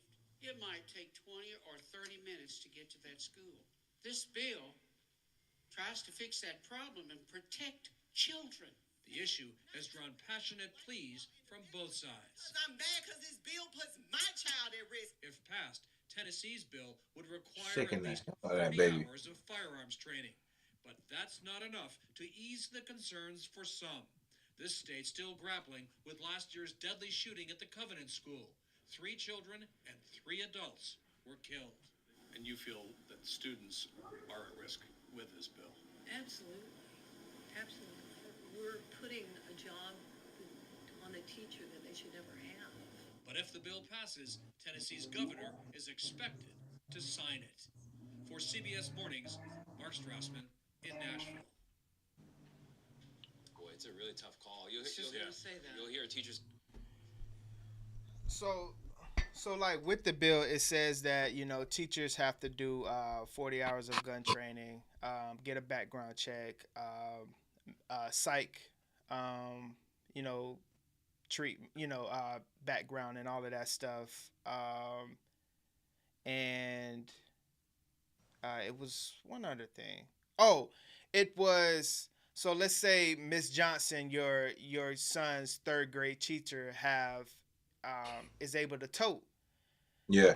They're not obligated to tell you that Miss Johnson is toting. Okay. So you don't know if any of the teachers have it in what schools. Right. So, with that being said, what do you think about that? It's just a sticky situation because I right now I'm against it because you're talking about teachers having to go through the same training as police, right? And the police haven't gotten it right yet. You get what I'm saying? And they handle it right. They handle the guns every day, So where I'm going with it is, what if we're talking about in high school, and you beat a student beats a teacher up and takes the gun? Now we've created an active shooter. You know what I mean? Like any scenario like that. What if the teacher is being the aggressor? Now it's like, y'all better learn this algebra, man, because I'm strapped. And it's like, man, wait, what? You know what I mean? Like, so it's like you can never. I just, yeah, like Teriyaki said, we're asking the teachers to do too much. Just hire security, like privately outsource security. Put that into the budget for the schools, and to have security. You know what I mean? Like, make these schools more secure, because I don't think putting a gun into a teacher's hands will solve our problems. I just don't. You know what I mean? Like, you if you want to bump up to, I know they have a school resource officer. Right. If you want to bump up to 2 or 3 of those, you know what I mean, or 4, and then quadrant the school off into 4 quadrants, and then you just have that quadrant the school off into 4 quads, and then have a resource officer for each quad. I mean, but see, I just came up with that off the top of my head. It's plenty of ways to keep these schools safe, rather than every year have to have a memorial. We're having a freaking memorial for a school shooting every single year, bro. When they gonna get tired of it and just be like, all right, we're here to do something about it now, So that's my thoughts on it. Right.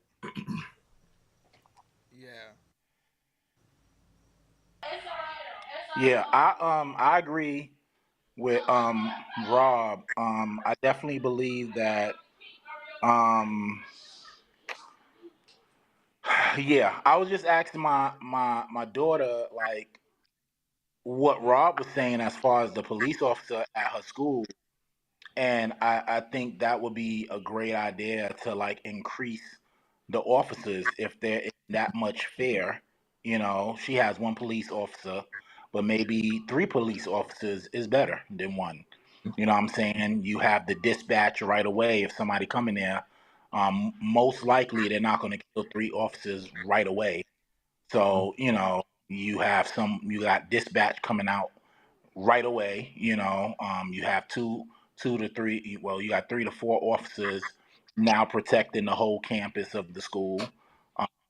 I don't think that I don't think that a teacher should be able to carry that, because that teacher might have, even in the situation that Rob was saying, what if the teacher felt threatened, what I'm saying, by a student that just punched her in her neck or her back, Yeah. and now you got your firearm on you, and now you saying you feel threatened, even though the threat is not equal to the gun, you Right. still might be able to get away. So now now you got another protest. Now you got a riot because this teacher felt threatened and she shot a black kid or a white Yeah. kid or whatever the case is. So Right.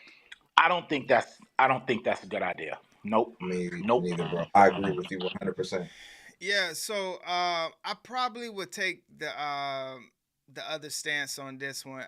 I would think that it it's not gonna you know eliminate it. It's no way that you can actually eliminate the threat, the possibilities of this ever happening.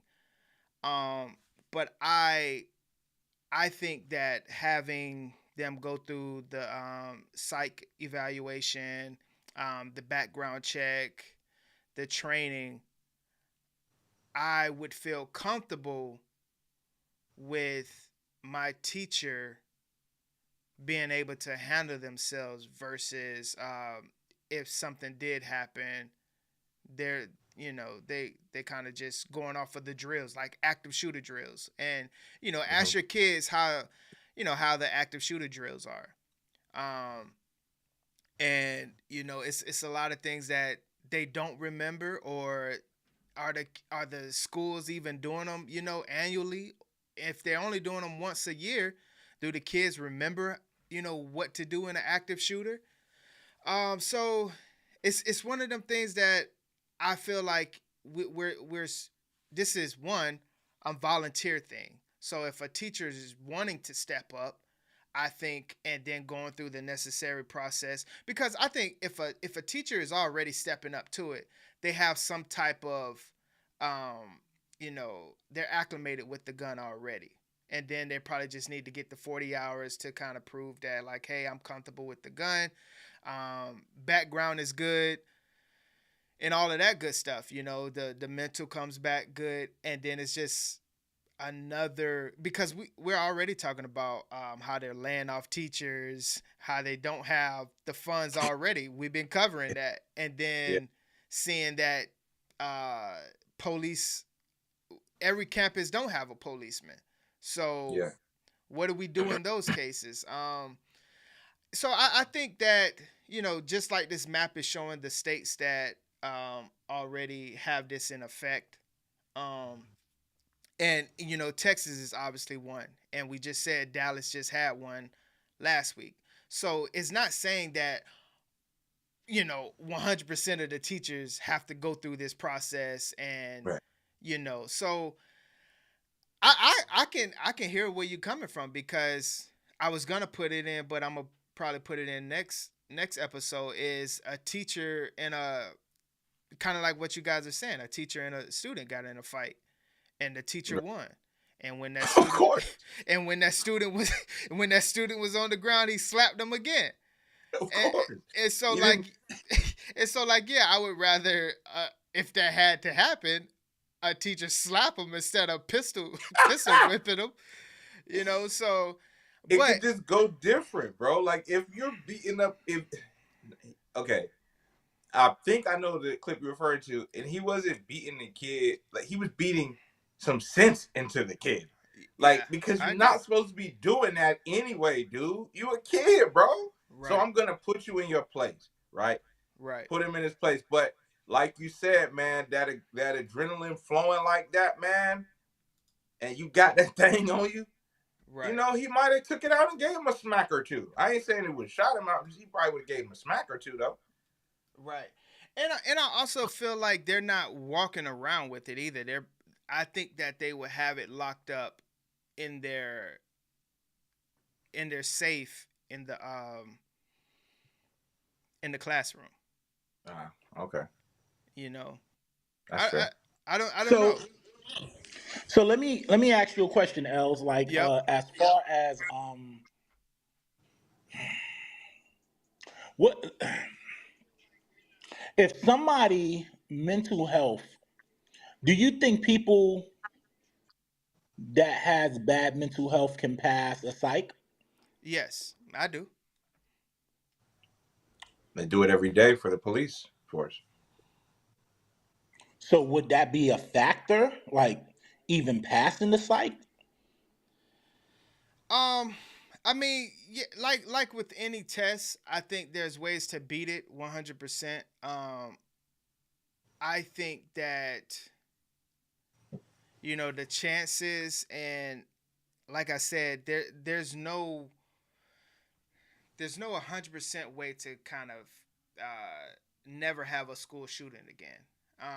I think I like my chances of teachers volunteering, one, to go get a background check, to go get the psych eval, and I'm pretty sure that this is something that they have to do annually or whatever the case may be.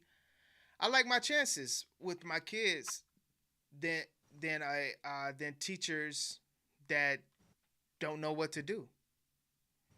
So just like Rob was saying, like, do you believe there's teachers out here just like cops that might have been picked on, and now that they have power, they abuse their power and Yeah. might hurt a kid because of whatever reason, being What he that what they he's what he my bad. Go ahead.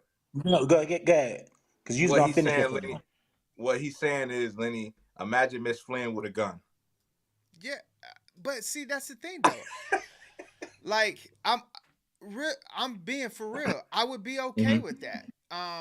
And then also too is if we're saying that Miss Flynn has such a glaring psych problem, she probably wouldn't have passed it, and Yeah. for her to be able to tote.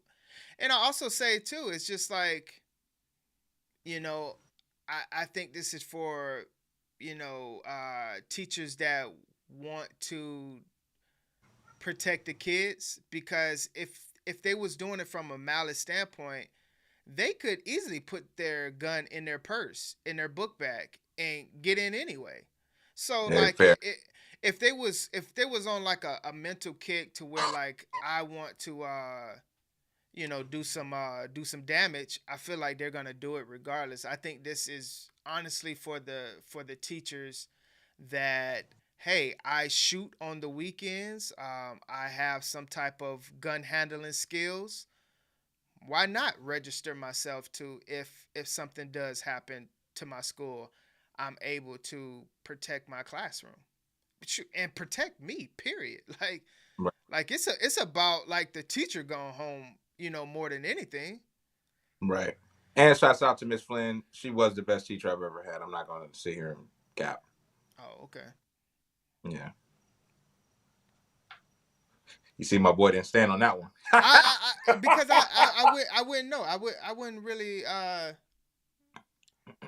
what was that, 5th grade? 6. Yeah, 6. Yeah, okay. Yeah. Yeah. She went hard. She went hard, man. I guess so. But yeah, Sean. So like, I get where you're coming from. Like just the same way that policemen kill innocent people and things like that. Sure, the same way that um, we could have teachers doing the same thing. But yeah, that wouldn't take me away from not being able to put guns in their hands, because it's going to be a select few. Yeah, only the chosen few. Only the chosen. Yo, y'all can hear me? Yeah, what's up, Yo, Bo? we can hear you, bro. What's up, big dog? Yeah, I just got off the boat, man. I had to tune in real quick, man. I just got off the boat. I would like to start by saying, free What from? R. Kelly. But absolutely let them teachers. I got the same stance as taking the gun to church, bro. Like Right. we have to be able to protect ourselves, man. It's what you just said, Lenny. How many mass shootings are we dealing with? I I mean, mean, mass, not mass shootings, but school shootings. yeah, they happen every school year. Somebody has to protect these youngins, man. So we got to think a little further than me failing the test and Mr. Jerome pistol whipping me. You know what I'm saying? It's about it's about protecting these kids at the end of the day, man. Imagine being the gym teacher that got the thing on them, and I ain't trying to be. I'm gonna be politically correct. Anybody just come up in the school shooting the AR-15 and Mr. Jerome lay him down. Right. Right. You feel what I'm saying? It's about that. And you got to protect yourself against these kids. Are we watching the news? Are we seeing what these 15 and 16-year-olds are doing in the streets?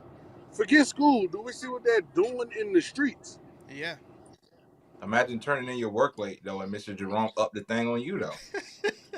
Like, come on, And bro. no, Because and I no don't. disrespect, and no disrespect to nobody, but I went to school in the ghetto. We had to walk through metal detectors to get into my school. So There.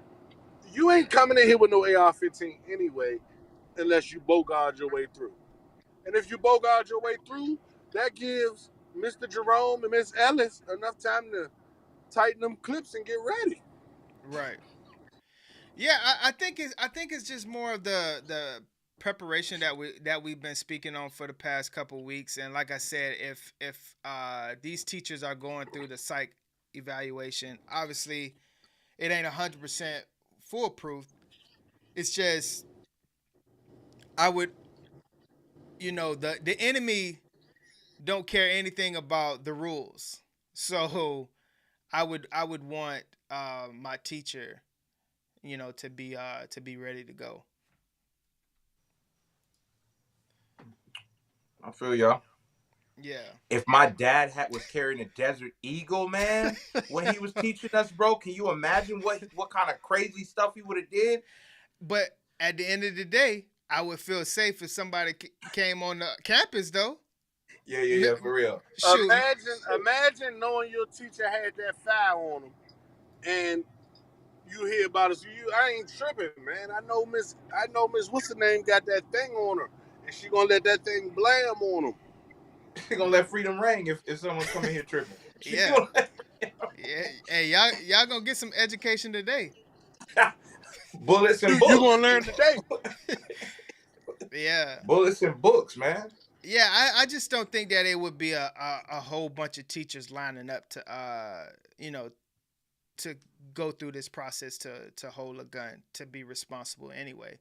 But just the onesie twosies that's in your district, and if it happens to be at your school, I would definitely feel safe.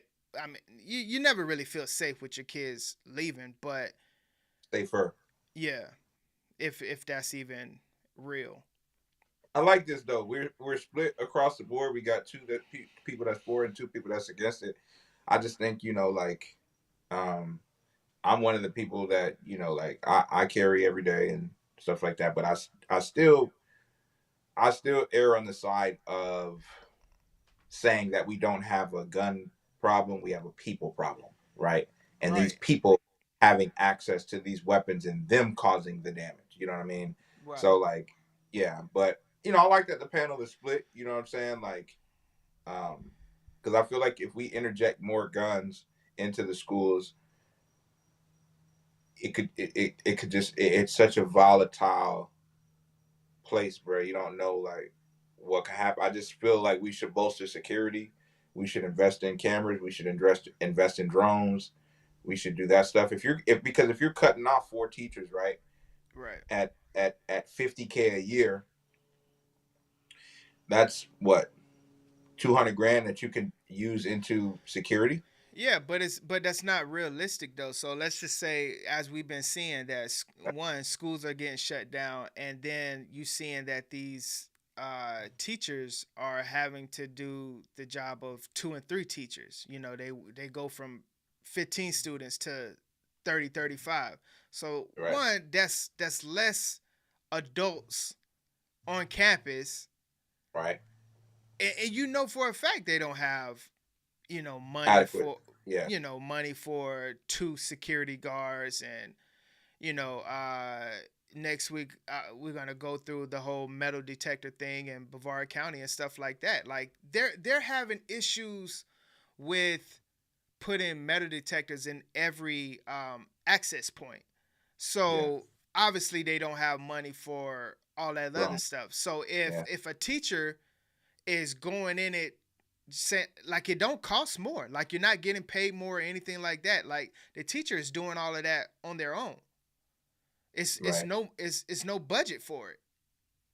As always, right? Uh, your stance is what I'm trying to say. Your stance will change with time, and like, just sometimes you got to give time. So Right. I think where I'm at, I'm gonna stay where I'm at right now. But I think, like, I can easily be swayed because what you brought up a great point just now, bro. Those schools were damn near empty last week, right? You know what I'm saying? Because they were laying off teachers, and that's a sweet lick for somebody who wants to do that. You know what I mean? Yeah. So I'm gonna catch the school at a quarter of its adult capacity. You know what I'm saying? Like, because they were laid off like 55% or something like that. So you've taken off more than half. Next time I'm you gonna walk right in. next time you talk, because we all know that school is pretty much supposed to be a gun-free zone. Next time Right. you talk to your kids, whether that's tonight, whatever that looks like, ask them, what does their active shooter look like, drill. Like, tell them to walk you through it. Right.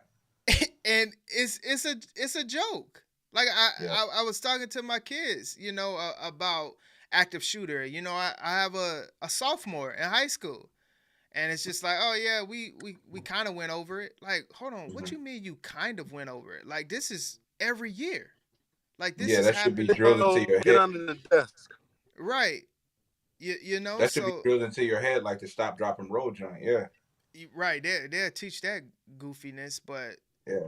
you know, but Stop, yes. drop, shut them down, open up shop. Yeah, so yeah, I mean, it's But to be but honest with you, we didn't have a drill. We we were doing drills for like natural disasters. We never had a drill for school shooters when I was coming up. And I guess it's because It wasn't as obviously there prevalent. were no really school but you can't say shootings. that though. Like, what was 1999? That was Columbine. Right. So it can't get any realer than that. That was Not our correct. that was our worst one, I believe.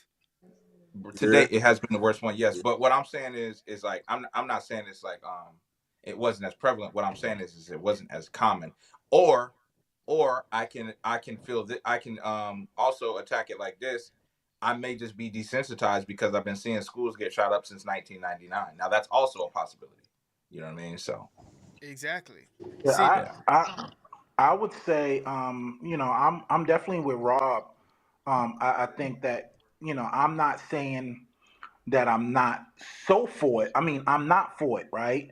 But Mhm. I can easily sway as well. But it has to be last resort. Let's wait all the options and then make this happen.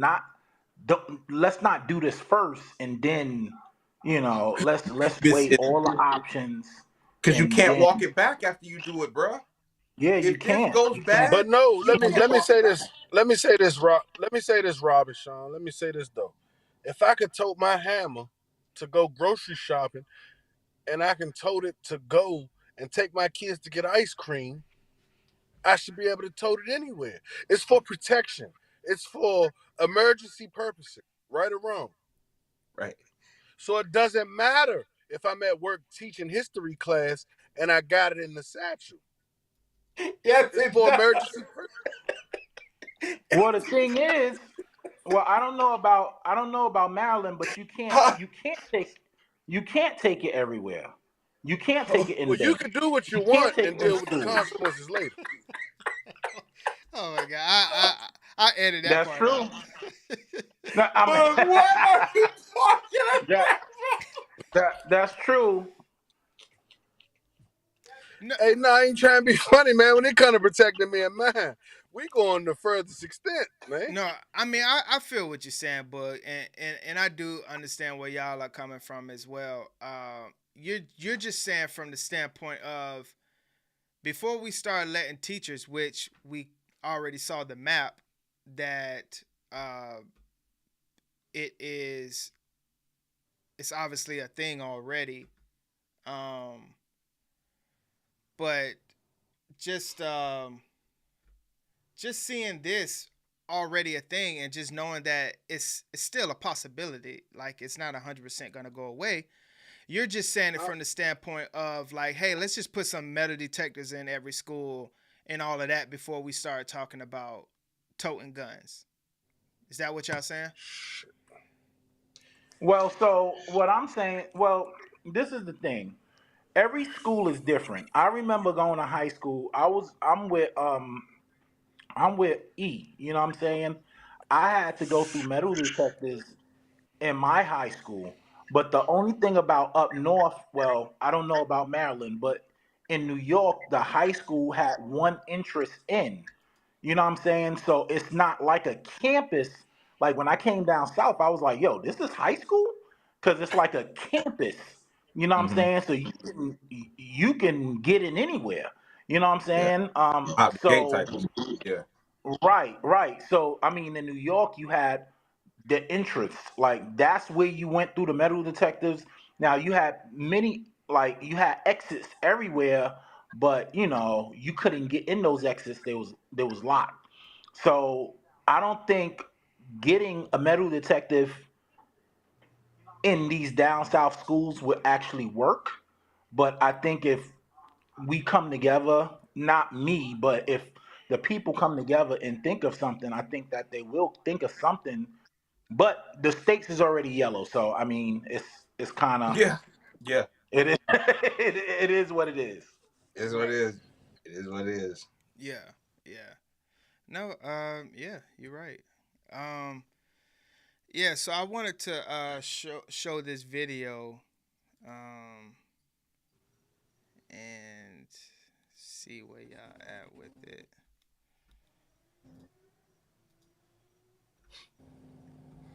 Hammers in history is crazy. Yeah, but Teriyaki said But the this. fact that you have to think about even taking a pistol to school is ridiculous, though, man. The fact that you even gotta, if you're a teacher, and you have to even consider the fact that we even having this conversation right now is ridiculous. You understand what I'm saying? Yeah. Yeah, It's but I think if you look at the history of school shootings, it's been going on since the 1800s. Like it's not really nothing new under the sun. It's just 99 was our worst one, and now with social media and we can get our news quicker.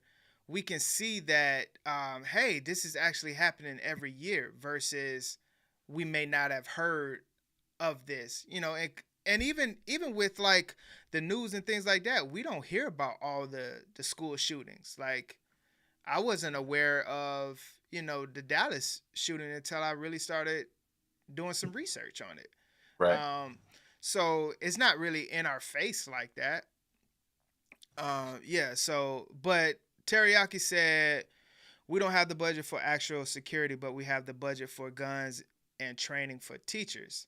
And like I said, I don't think that the budget is coming from, you know, the school system. I think it's coming from the actual teacher to to be a because it's volunteer. It's volunteer work. So that's how I would think about it. But I don't know. I don't know what the bill would say. We would have to actually look at it. But yeah, so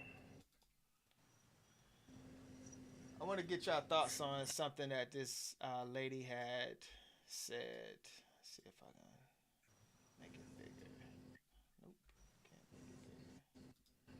Okay, let's see how this looks.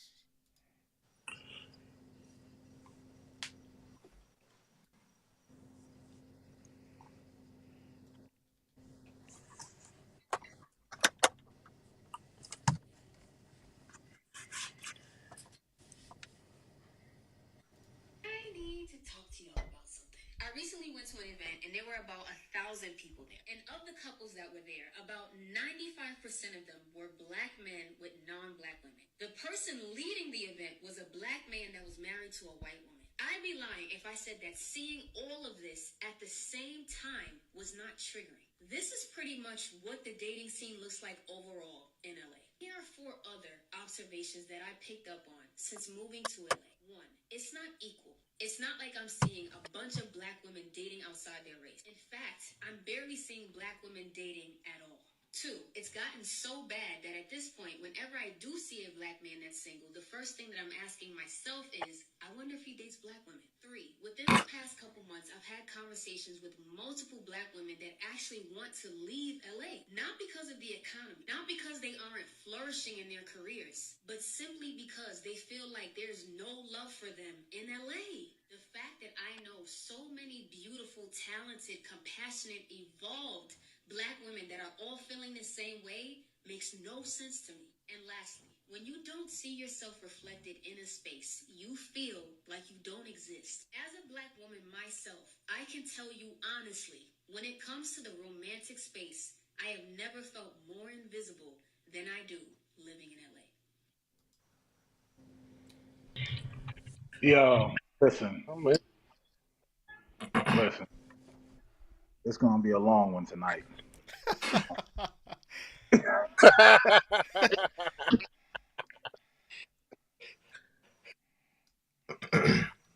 Yo, Boogie. I want to hear what Boogie got to say, man.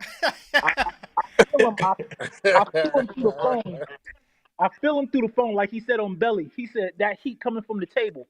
I feel it. Nah, it's that man. I'm just such a different person, man, and I know everybody ain't gonna agree with me, man. And shouts out to all our black queens, man. I love you, ladies, man. But I just don't understand why everything has to be about race. Like, why I gotta be a super, my color, my color, my color thing. If you like a person, you like a person, bro. If you Love who love a love you. person, you fall in love. You love who you love. Like, why does it have to be my black kings ain't messing with the black queens? Yeah, man, Miss Creamer got that thing over there. I like her, man. Oh man, this guy's crazy. Oh, This I know guy- I have a black queen, right? I have a black queen. I yeah, love my black queen, but I'm just saying it doesn't. So I guess they're gonna call me. I'm contradicting myself because I'm married to a black woman, but at the same, I mean, I don't understand why it makes a difference, though, right? Like, why does it matter? You feel what I'm saying? I I So, so, so I let me just put my 2 cents out there and then go away. So, I believe that the internet, social media, and what is in the atmosphere really affects the culture in which African American women hear and listen to. That's a fact. That's one. very Two, factual. two, I believe that black men, okay, I believe that black men, there's some good black men out here that would love to date a black woman, okay? Hmm. But, here goes the but. The but is this: you, as black African American women, I believe they are wanting too much because of social media. They wanting this and they wanting that, and it's about Go the ahead, Sean. dollar. Get it off. It's about the money and it's about this and it's about that. You know what I'm saying? And it's always an attitude. Go Like, ahead, Sean. there's always an attitude. Like, I just, oh, you ain't gonna open my door? Oh, you're not gonna do this? Oh, you're not gonna do it's Yeah, always a problem. yeah. So I'm not saying all of them. I'm not saying that, but I'm just saying I don't have Majority. to deal with that. I don't have to deal with that when I talk to a Caucasian lady. There's a lot of things that I don't have to deal with when I talk to a Caucasian lady. You know what I'm saying? It's not a race thing, like Boogie was saying. It's always about race. If you act the way you're supposed to act, then you can get the good men. But there's always an attitude problem. There's always a dollar sign Good problem. black They're man. chasing dollars. You know what I'm saying? And that's for me talking to people. I talk to people. I ask this question. You know what I'm saying? And this is what they say. And then the black women would say this. Well, they can't handle me. They can't handle black people, black women. So that's why they with her. But you feel a certain way being that he's with her and he's happy. That's Plus, all I I don't gotta want to say. have to handle anything. I don't want to. If I have to handle you, no, that's not that. I don't want to have to come home and be Ooh, handled. word You there, know what Rob. I'm saying? That's a word, Rob. I Yeah. don't want to handle anything. That's a word, Rob. What are you talking about? Why do I have to handle you? But I'll say this in response to that video. She seems like a lovely young lady. Her experience, her experience, and this is what Sean was saying. He hit the nail on the head. Her experience is not every black woman's experience in LA.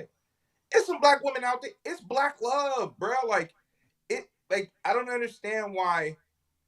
So she puts that out there, and she puts the scope of where she's at and what she sees, and she's not showing us how she conducts herself in LA on a day to day. That could be off putting. You know what I'm saying? So now it's all LA brothers are just all they do is date white women. It's And I don't and I know I'm get in a it. very small region, man, but I don't even know. I have no friends that dated outside of their race, period. So I Right. don't even know where they get these numbers from because I don't Mm-hmm. have, not trying to be funny, but we come from them type of communities. I don't even have friends that have been able to experience nothing outside of their race. Right. But see, it's not that. It's just being uh that's being you're gonna go with what you know. So you're gonna date someone on your block or the next block or the next block over. After Proximity. it gets outside, you're not gonna date someone across town. And Yeah. especially as a brother, you're not gonna brother in Baltimore. You're definitely not gonna date someone across town who's white. You know what I'm saying? Like so, that's just going with what you know. Now, keeping it focused on the video, she has Sean hit the nail on the head, bro. Like the social media just has everything. Social media has her thinking that black men aren't checking for her. When this whole time she could not be checking for black men. You know what I mean? So it's Right. like I don't know. I hope her fortune changes. She's saying LA's the problem. And it's like, ma'am, you don't understand the way you could be conducting yourself could be off-putting to a lot of men to where they won't even speak to you. You know what I mean? Right.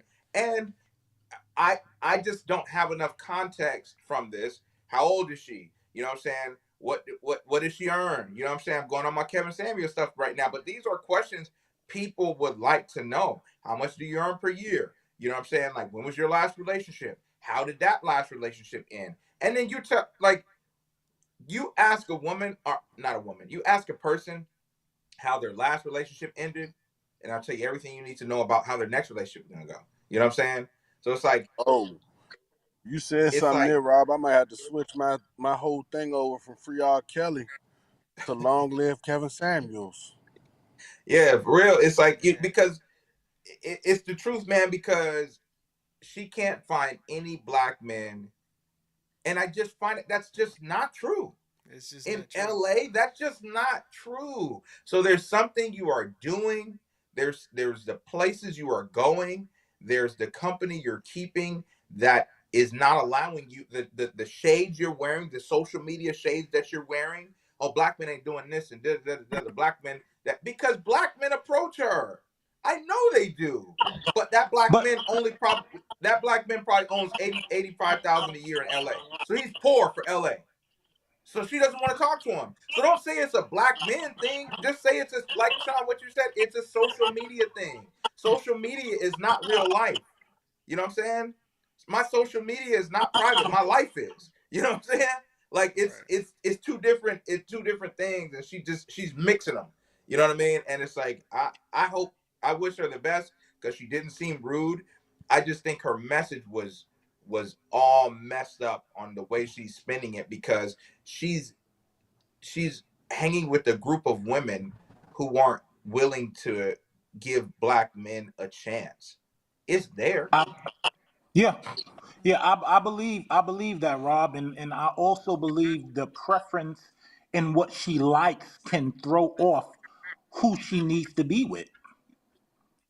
So you're saying no, I want a man with a three-piece suit. But that man that wear the Jordan ones and a pair of jeans can be that guy for you. And could have went to Harvard and could make in six figures. But you looked over him because of his He appearance. just don't like to wear suits. Right. He just don't like to Yeah, I wear got suits. you, Sean. Exactly. I got you. You know what I'm I'm in saying? full But agreement. but I'm in that's the full agreement. thing. Like you're not considering him because of how he look. You know what I'm saying? Because of how he carry himself. Right. You know what I'm saying? And women have to be willing to pour into their man like men are pouring into women. And what I mean by that is this: if you have a couple, right, and they tell their story, and it's like, yeah, man, when I met her, she had $1,000 in her account. I picked her up, man. Now she owns businesses. Now she's got real estate, and she's got 200,000 to her name, like in her account. Man, I really pushed my girl to get better. Everyone's gonna look at this man, us included. We're gonna be like, bro, you really did that, bro. You did your thing, man. You helped your lady. Now, if it was the other way around, and she met him, he had $400 in the account. And she's just like, yeah, I'll put him through school, and everyone's gonna look at her like she's dumb. Everyone's gonna look at him like he's a bum, and her like she's dumb. You know what I mean? Why you let your girl put you through school like that, bro? Why you did this? It's Is she willing to do that? Is she willing to take the brother with the Jordan ones that hollered at her at the Arco gas station? Is she willing to take that guy and pour into him? No, I don't think so. You know what I'm saying? Because those guys are the ones who are approaching her. But she is chasing what she sees, which is LA Lakers and LA Clippers, and like, you know what I'm saying? Like and that's what it's just I don't know, man. Like And I want to say this real quick. So bigger cities. This is what I mean. I don't know the research behind it. I don't have the statistics or anything like that. But I will say, in bigger cities, you see more mixed couples. Okay, down south. So past DC. I don't see as many mixed couples that I would see in New York or LA. You know what I'm saying? And I believe one of the reasons is, and I don't, this is a whole different topic, but I don't want to start nothing. But I believe that our parents instill in their kids not to mix, not to go outside of your race. Because I don't want you hanging from a tree, baby. Right. I don't want this. whether they did that intentionally or inherently, you're right though. Right, right. Because they So may you not don't have see, said that. They may not have yeah, said that, but they have yeah, heavily implied it. yes, yes. Right. Well, you love who you love, baby, but try your best not to bring home, you know, and it's because of fear. It is because of fear, but it's because of what they saw happen. Mm-hmm. It's because of the white water fountain and the black water fountain. They was here when, you know what I'm saying? Like Right. my father-in-law, he was telling me, he was like, yeah, 20 years ago, like I had to walk in the back of the store to get my food out the restaurant. Right. 20 years ago. I'm like, yo, that's not that far. That's like that wasn't real long ago. You know what I'm saying? 20 years So ago, I was 17, bro. Yeah. so it's like, like 20 wow, years ago, I was 14. That's crazy. So yeah, down south, you don't see too many mixed couples. You do see them, but you don't see them like that. But this is a topic that can go on forever. But I do believe that just like you shared probably a couple of weeks ago, Lenny, in reference to the dude that sent the girl like $50 on Cash App or something like that, Yeah. and she was so unappreciative. Mm-hmm. Why? It's just lunch. Oh, Right. I thought she was gonna send me this and why? Why? You've I created would your own never. heartbreak through expectation. $50? $50 for lunch. I thought, I think that he thought he was doing something big, Right. but her mindset was totally different. She wanted a whole 100. Right. What you eating for lunch for a whole buck? Right. Right. Man, that was my whole argument, Sean. Right. Right. So, do you think that it has do you do you think it has anything to do with softness? Um, For what? cuz Soft life no, for men? as in men naturally want someone that, unless you in New York, which I don't understand how y'all like them hard women, but men naturally want a softer type of woman, right? Do you think sometimes that plays a factor in how certain men would say, "Ah, no, I don't date black women"? Yo, If Lenny, you have listen. an off-putting attitude, Yeah, I was just about to I say. don't have to deal with that. Simple. Yo, men, and I can speak for a lot of men, not all the men in America or in the world, but men don't want to argue. We not trying to argue. We don't want to argue. We don't got no time for that. Nothing. Yeah. So, we don't want to argue. And I believe that, it's like it's a communication thing. And I believe that some men don't know how to communicate, but some women don't know how to communicate either. But I believe that if you sit down and you communicate, and maybe that Caucasian girl has more patience where they can actually, I just don't think black women have good like patience. Some, not all, but I think they just don't have patience. And it's like, yo, you changed the light bulb. You see that light bulb wasn't on for 5 days. Why you didn't change that light bulb? It's those things. Like I didn't even pay attention to the light bulb. That's because you're not a man. And now they messing with your manhood, right? No, you're right. my man. You know what I'm saying? Yeah, You you're telling me right. I'm not a man because I didn't change the light. But this Right. is this is the stuff that you go through. Let me ask y'all this: it do do black women get an unfair rap of not being submissive? Nope. Okay, you saying no? They don't get no unfair rap. They not, man. They mean. And I hate to say, man, I know it's women in this chat and there's going to be women in these Jones, man. They're going to That's your probably kill thoughts. me. Yeah, who? But they are mean. Black women are mean.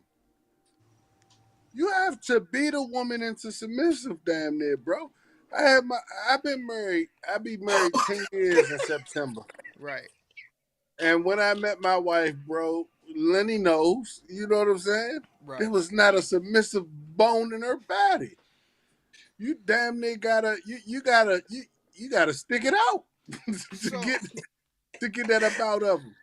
so what? Okay, so But let me say this real quick. So I agree kind of with E.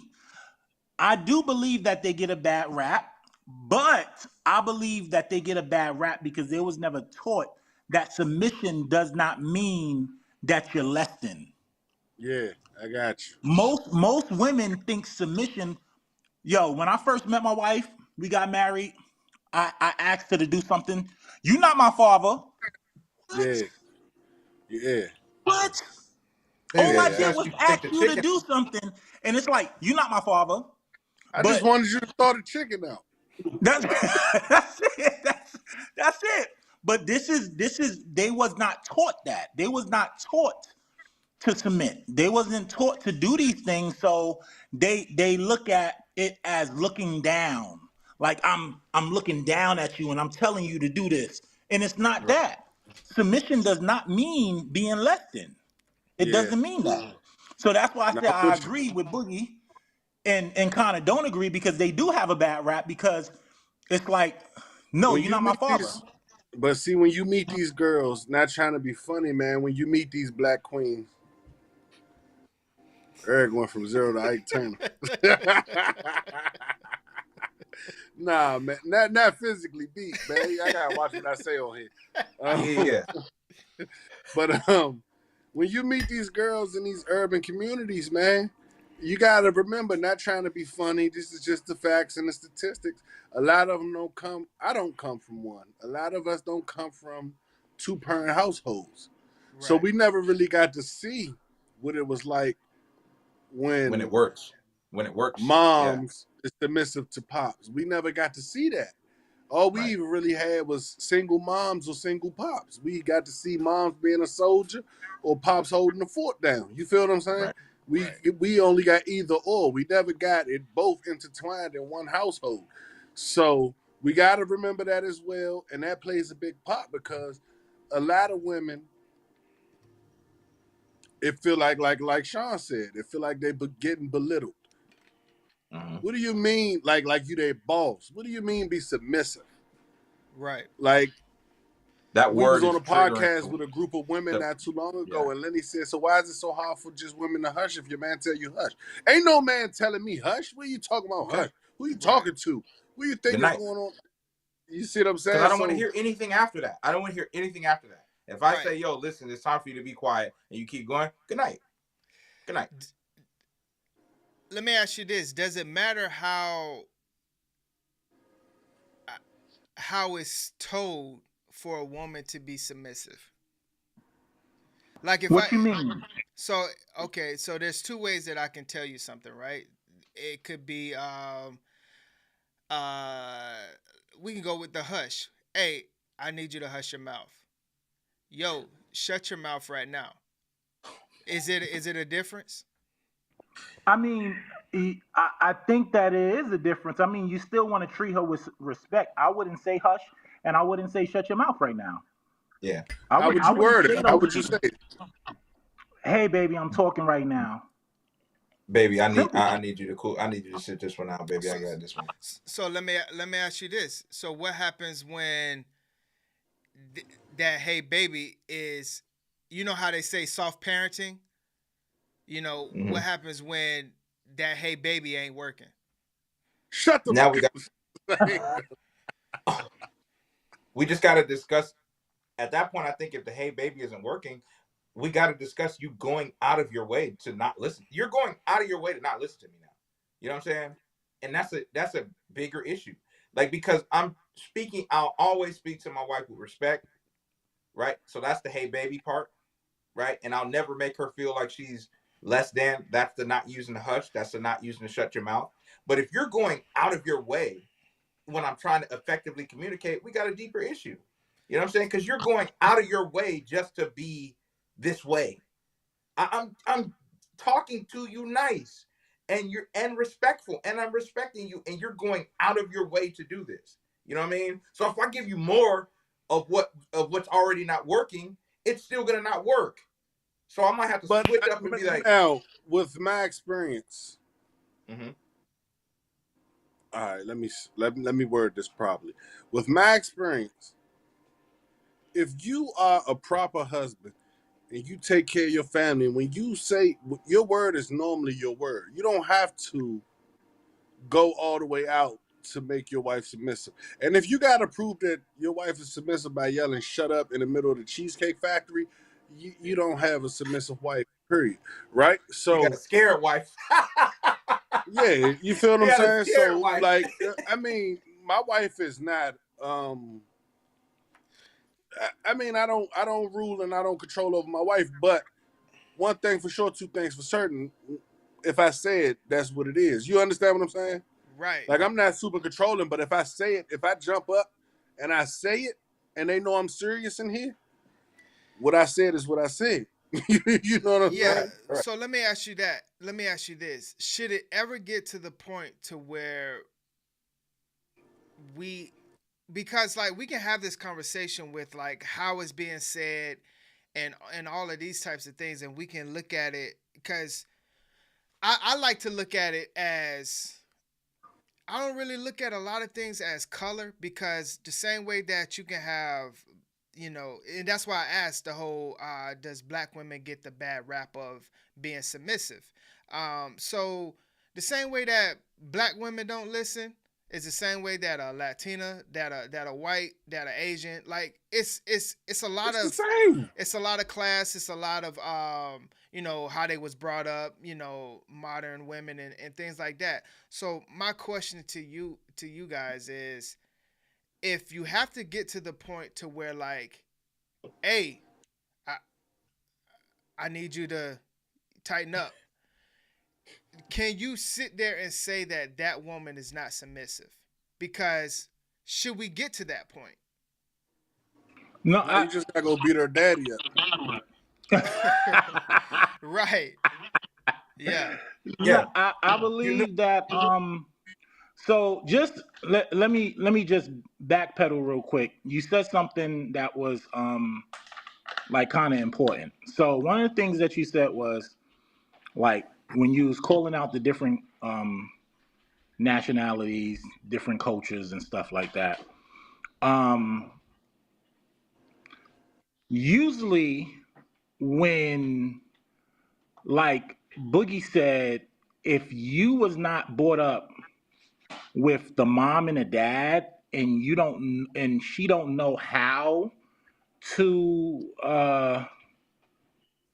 submit, it's going to be harder to talk to her when it comes to certain things. Now, you had a podcast a couple of weeks ago. We was on there for 5 hours and you was talking about why is, you know, the African American community with single parent homes. All right.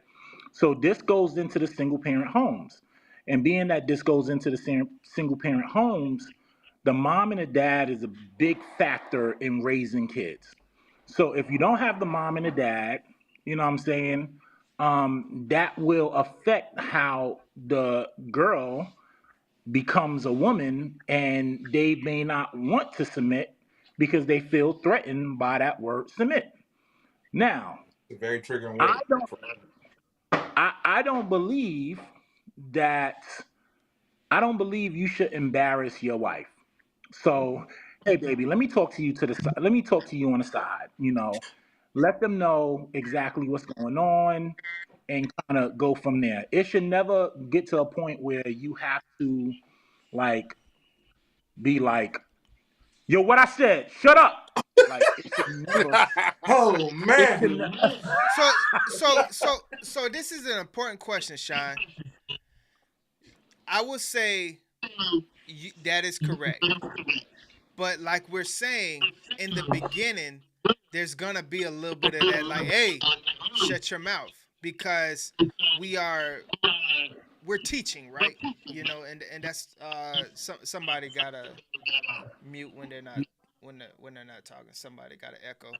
Um, so in the beginning, we have to teach, right? That kind of is our job, and I get that, right? So far as the whole submission part goes, we all don't know what submission looks like. One, men are not submitting, women damn sure not submitting, right?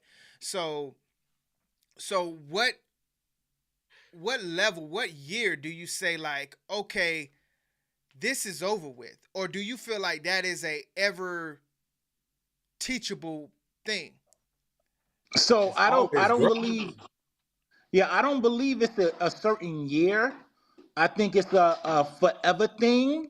But I do believe, like what Boogie was saying. He said when he first met his wife, he said, "Yo, Lenny, I don't know what he's talking about, but you know what he's talking about." So I'm assuming that when he first met his wife, things wasn't all peachy and clean. Right. It had to grow into, her listening to him or them understanding each other. Same thing with me. So I believe that, once you get together, I believe that it should be a lot of communication. Like, baby, I'm not trying to, bash you. I'm not trying to, this. I'm not trying to do that. But I do need you to understand, I just ask you to do a thing, whatever the case is. So that's how I feel, Lenny. Like, Right. So so then it's so not a year thing. yeah, so then we can then like by that we can say or by that definition, are women ever in a submissive role then? Because Absolutely. by me having to tell you two and three times, because like Well, I look at it like this: if you go, like, if a woman goes to work right now, and however that boss tells them what to do, guess what she's gonna do? She's gonna get it done, because why? That's her job, and she, one, doesn't want to lose that job. The boss don't have to tell her two three times and put it to a certain type of way if he wants it done. So I'm I get the whole respect thing, and yes, most, I would say most men can respect their wives in a way to kind of, sometimes it's stern, but it's not out of a disrespectful, hey, I told you to get your behind up and get get the dishes done or something like that. That's we can Dad, I'm say hungry. we can say that that's a small percentage of men that's in this world, but we can Right. kind of say that it's a large percentage of women. I don't care what race it is, that are not submissive. When a man over the years have to sit here and put it a certain type of way, like, one, that let's establish that um that I respect you, I'm protecting you, I'm doing all of these things for you. I don't always have to put on my nice guy voice and say, "Hey, baby, can you?" No, you already know all of that stuff. That we said that the groundwork is done. Hey, I need you to take care of this. Point blank. Period. If you're not doing it, then you can't call yourself a submissive woman. And submissive is not just listening; it's taking care of, you know, the parts of, the whole submissive part. Far as, like, hey, making sure that that man feels, safe, and you're not just out there um kind of like running your mouth and things like that. I think most guys do a better job at their role than women do. Women are there to submit. Guys are there to, show honor, show respect, and things like that. Obviously, we can look at. I'm just speaking on it from a relationship, a communication, standpoint. I think there is a higher amount of guys that's showing respect versus the amount of women that you can say that are submissive, that are respectful. I I can so get that. so I can't really agree on that. Okay. I would say, I mean, I don't know the numbers, right? But if I was just looking from the outside, I can't say that women lead with that. You know what I'm saying? But I will say I believe that it's fair around the board, because I believe that some men don't truly know what they're doing because dad wasn't there. Right. It all goes back to childhood. You know what Okay. I'm saying? Okay. So Let me stop you right there. Do you think that number is lower or higher than 50%? Do you think majority of the men or a small percentage of the men that don't know how to talk to their women? I believe that I believe that more men don't know how to talk to their women than women not know how to talk to their men. Oh wow. I Guys, say that guys, I because gotta get out of here, man. All right. base. I gotta get out of here, fellas. All right, Good my night, All man. right, y'all. Rob. Yep. Be Love. safe, baby. Yep. Hey, Yep. Love, baby. Sean, that's crazy. Sean, you from New York? I know, but I'm just basing it off of like me having relationships with like guys and listening to them talk to their spouse and their girlfriends and all of the guys that I know, they don't know how to communicate. They don't know how to talk. They don't know how to do these things. I know more women that will submit to a man, even with that man being no good, you know what I'm saying, versus men knowing how to talk to their significant other.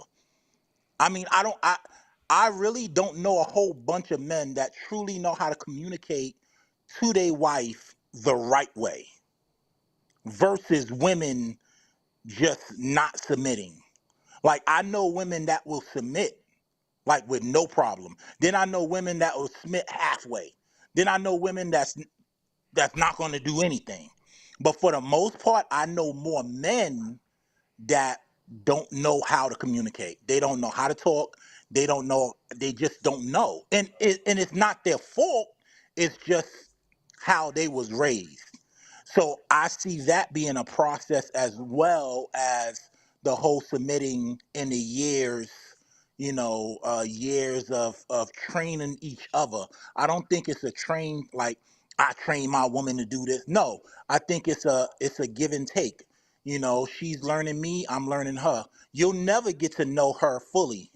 Even I'm May 2nd will be 15 years with my wife, and we're constantly changing. When I first met her, I was like, yo, let me get you some flowers. She's like, I don't want no flowers. Flowers gonna die. And I said, well, that makes sense. So I never bought her any flowers. Well, year 14, she's like, Sean, why you never buy me flowers? I said, yo, back in, you know what I'm saying? But she's changing. Right. Everything, nothing stays the same. So I would say, going back to your question, I would say men. Men have a higher percentage in my book that don't truly know how to communicate versus women knowing how to submit. Mm. Yeah. Okay. I gotta respect your answer on it. I would like to think that submission means it's not half, or 75%. It's actually being submissive. So yeah. Can I hear what Boogie got to say? What you think about that, Boogie? Cause you could have Um, slapped me through the phone when I said that. um, man, I'm torn. Like I'm on both of your sides, right? Like I'm 50% with Lenny, 50% with you. Like you said, everybody changes every day. But I'm just in a realistic world where I know that these women, like I deal with people. I have so many women friends and my wife's friends and all the people that I deal with. I just know that these women are not submit. They don't want to submit. They don't. They look at it like if me and Lenny joins the little live that I get on every once in a while, right? Right. And it's 4 or 5 women, and the question comes up sometimes, Sean. And it's not a question of. It's easy to ask, "Will you submit?" Right? Because anybody can say yes. Right. But when you ask a question like, "What if I told you to hush?" How would you respond to that? The answer to that allows us to know that these women won't. They won't do it. Who you think you talking to? Right. I slap you in your face. You know what I'm saying? Right. And that's why I say you from New York, bro. Yeah, the women in New York got the foulest mouths of any state in America. So it's just like I gotta agree with Lenny 50%, but I also have to agree with you 50% because I have met women that are willing. You feel what I'm saying? And that do it. So I seen both sides. Yeah. Yeah, I mean, yeah, like I'm saying, I've definitely seen both sides. I've seen men that honestly don't deserve, a woman that Bro, submits the way that she does. But I'm just looking at it from, um, totality. I think that most men can, operate out of respect versus, majority of the women. I don't feel like operate in submission the way that they should. And that's just observations the same way, Sean, like maybe the women that you come in contact with are more on the submissive standpoint, which is great. But from what I've seen, I don't think so. I just think that because it's sometimes you can't be as stern. You know, they could look at that being disrespectful or being a bully, which that's not necessarily the case. Like every time you're I not just gonna. know what I want, and I'm just asserting what I want and what I expect from my woman, right? And we always have to remember that everything has to be taught because, like we said, going back to what we said, a lot of people come from broken homes. A lot of people don't know. I didn't know what a man was and what it took for a man to be able to provide for his family and take care of his family and be there through everything. Nights when babies ain't sleeping and talking your son. Kids go through stuff. You got to talk to your son through bad games and bad school years. You understand what I'm saying? Right. Like I didn't have to go through that. I had a mom that ain't need no man, and that was her words. You understand what I'm saying? And won't submit to a man this day. And she's 50 something years old. She will not change her ways. She'll never submit to a man, and that's what I grew up with. So it all has to be taught. You know what I'm saying? And we have to teach ourselves. And it's hard teaching yourselves this stuff as you move along in life. But as you learn, you teach yourselves and you teach each other. And I do agree with you. And I think one of the things that, man, one of the things that we don't have mentors, and we don't have people that we look up to that have good relationships, because all of the relationships we know is bad. Right. We we don't have that couple that we can look up to and be like, man, I want to be like Mr. Ben and Miss Angela. Like, they was really, really, man, I really love their relationship. We don't have Mhm. that. We don't have that. You know what I'm saying? And that's what is missing. And just to like kind of piggyback off what you said, Boogie, as far as like the whole hush thing. If I was a woman and my man told me hush, we that's a problem. Like, you shouldn't tell me hush.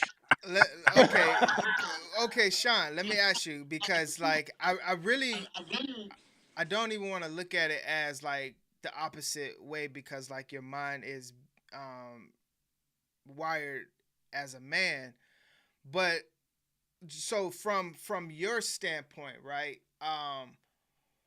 From a man's standpoint, why would a woman like once you get past the first couple years, right, and it's established that you respect her, that you're not finna just go out there when if it's a game night or if you're in a restaurant. She don't have to. She understands she's in a safe place, as in you're not finna put your hands on her.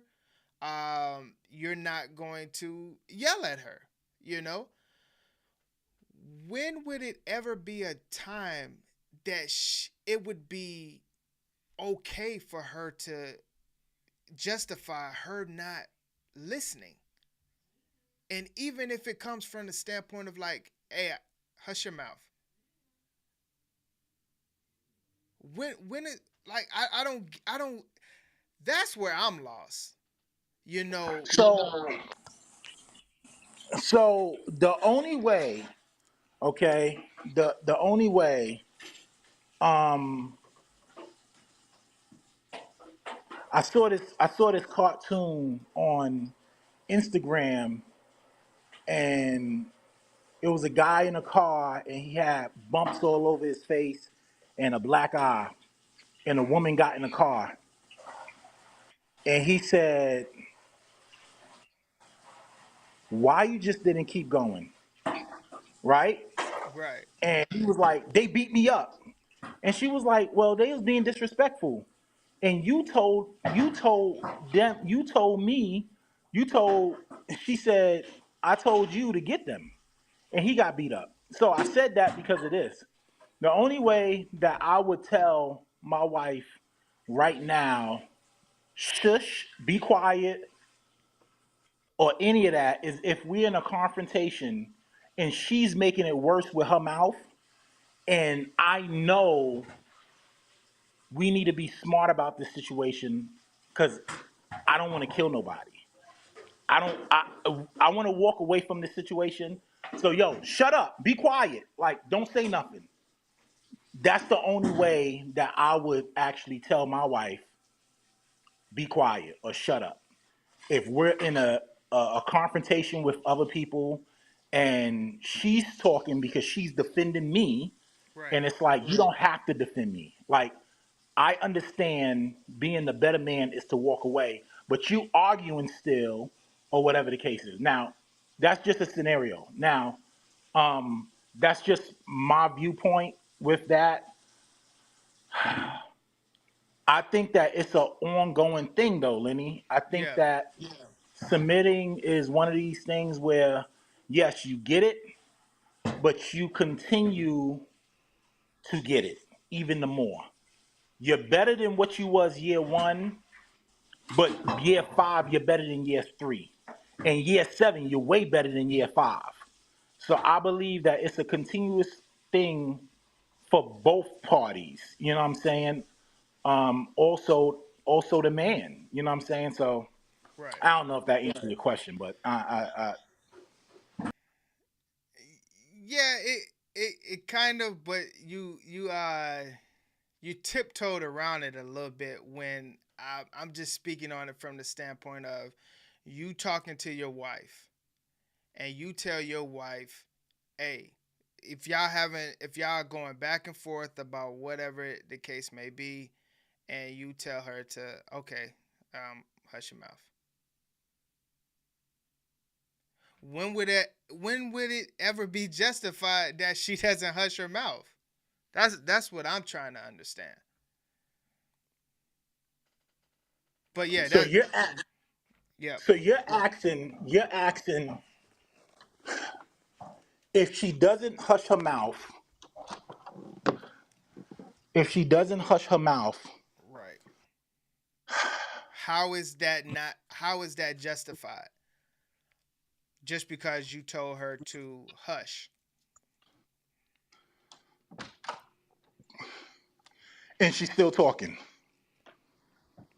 Yeah, after you told her to hush, um, she kept talking. Or she didn't like how you told her to hush, um, and she continued on whatever the discussion was. Let me Because ask you a question. Hey, where's yeah, she from? but that's Because if you're from DC, you getting punched in your face. and that but that's the issue. That's the issue. If she from DC, then you get punched in No, your I face. trust me. I've been on the lives, and that's where I have the issue at. Where it's just like, how? Where's the justification at? So let me ask you this, Lenny. What do you do? What would you do? So what would I do? I would. So I have this makeshift ring that I have. I will pull it out, go off the top ropes, and throw that elbow. Now I'm playing. Nah. Um. What would I do if I told my woman to hush and she doesn't hush? I think I would make it known that like of her actions of what she's doing, um, and make it known that um she is out of line, and no matter how I told her to be quiet, I told her to be quiet, which for the most part we've already established that it's not coming from a disrespectful place. Like this is behind closed doors. Um, she may be getting out of pocket, and it's time to shut it down.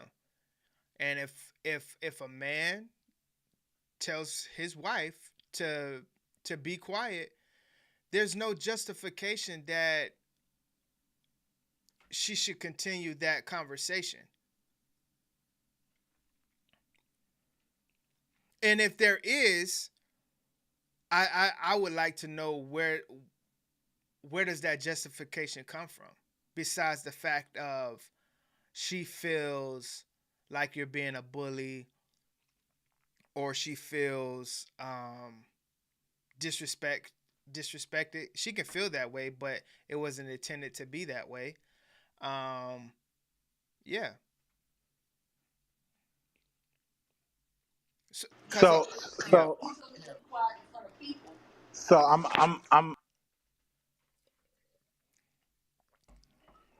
Hold on. I think he Oh just man, he might have told his wife to hush. He got beat up. boo boo. He said, let me try this out real quick. I'm in agreement a little. I mean, that's why I told you I'm torn. I'm like 50-50. I'm in agreement. So Keish asked, can a woman so Keish And asked, I'm gonna can say a this, Keish. yeah. I'm gonna say this right here, Keish. If I'm out of line and I'm out of pocket, my woman can absolutely check me. You know what I'm saying? If I'm out of pocket, I can be. I'm not even gonna lie to you. I don't mean to bring personal things up, Lenny, with our family life, right? Right. But I remember Keish checked you. You drink them 2 bottles of wine. You just get a little crazy. She told you, hey, that's it, player. You know what I'm Well, see, saying? I think that's different though. I think that's coming from a place of like, hey, I'm saving you, because that obviously, going 2 bottles deep, a lot Yeah, that boy wasn't drinking no beer. That boy got some red wine. a lot can go wrong with that. So that's more saving versus like, Yeah, but it's also a way of checking at the end of the day. It's like, all right, bro. You know what I'm saying? And you listen because you are my partner, right? You know what I'm saying? Like I hear what you're saying. So absolutely, Keish. Telling me be quiet, it all depends on the setting. right, Yeah, I ain't gonna, right. and so I hate to be that type of guy, but it all depends on the setting. So so before I was cut off, Lenny. yep. So all depends on the setting and like why you're telling her be quiet, right? Okay. Um, so I just asked my wife the question, Right. and she said that it just all depends Okay. if I'm I can give you a setting. okay. All right. The setting is no one is ever gonna know about this conversation. So that means it's in between y'all. It's in y'all four walls. The only way that this conversation gets out is if one of y'all say something, right? So y'all are having a discussion, whatever type of way it may have got heated or whatever the case may be. Y'all had a private discussion and you told her to hush. When is it ever justified that she can go against what you just said? Yo, listen. Yo, Amanda, say that please. Wait, let me come over there by you. This is what we was talking about, Lenny. This Okay. is what we was talking about, Lenny. Yo, put your ears on, baby. Listen to this. Amanda, I want you to tell the audience what you just said. If we're having a private discussion and he say hush, I'm not gonna hush. I'm gonna keep talking. We're having a discussion, so no hush. But why? Why would you not hush if I politely told you hush? Cause I'm gonna get my point across. You're not my daddy. You hear it? Do you hear it? No, that's no. No, no. Because your husband is not your daddy. I don't know about that. Ho- that's not a good justification there. Yo, what did I say earlier? Be, What did I say earlier? hey, but real talk though, because like let's be real. Um, when daughters talk back to their dads all the time. So like, just because I'm not your dad, like, what does that mean? Like, I'm your husband. I'm I, I'm I'm your everything. Which, so like, I hear when women speak that it's you know, cause So cause so so let me ask you this, because I don't think men ever use that term where it's just like, girl, you're not my mom. No, Because that's one of my favorite lines, Lenny. no, but that's wrong though, because like, whether however we want to take the conversation, aren't we supposed to kind of like leave the whole Yeah, parent, yeah. leave the No, you're right. mom, leave the You're right. clean. so so so while like she's here with me, the word submit, Amanda, I want you to explain what that means to you when getting married and what that means to you now, for starters. Because we was talking about the word submit and how a lot of African American women don't submit because they feel like they're less than. So can you speak to that? Well, the way I look at, there's a difference between submission and there is a difference between control. Well, no. Start off. Submission, some, Sean, hush. There it is. There it is. um, so for me, when I heard the word submission when I first got married, I did look at it as a way of, like, just doing everything that my husband says and just, going along with what he says. But now that I have matured and grown, and learned through the word of God, it doesn't necessarily mean doing everything that he says or going along with everything that he says, because there are times that my husband can be wrong. And so, because I'm a helpmate, I have to include the way that I view things just so he can see my point of view. And maybe it will change how he's looking at something, So when I look at submission, I'm just not just going along with everything, but we're gonna discuss and let me share my point of view as to why we may need to do it another way. And also with submission, if I'm, for instance, if my husband says no, right? Then for me, if you're saying no, that's fine.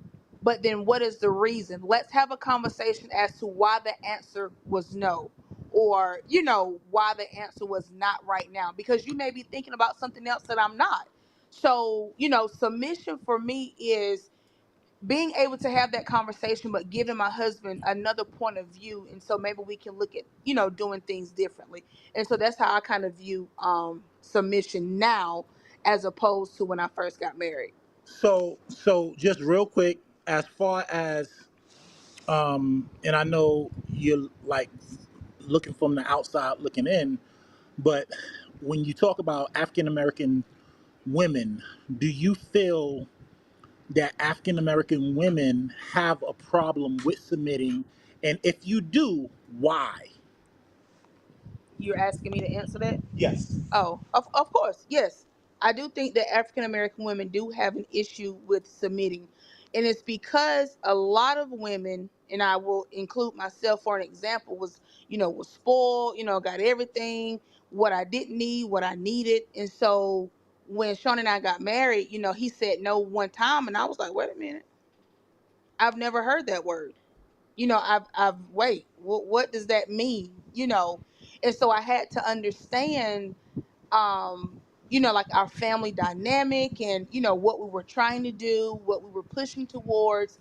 And so everything just couldn't be yes. Did it take time? Of course it did. Did I pout through some of those times? Of course I did.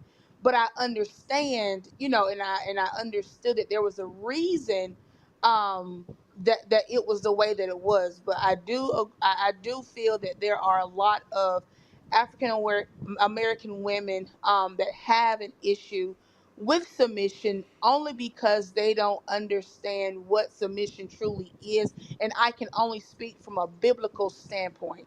A lot of women, have been taught to be strong, have been taught to take care of yourself, to where you're taking care of yourself so much that you don't give room for your husband to be needed.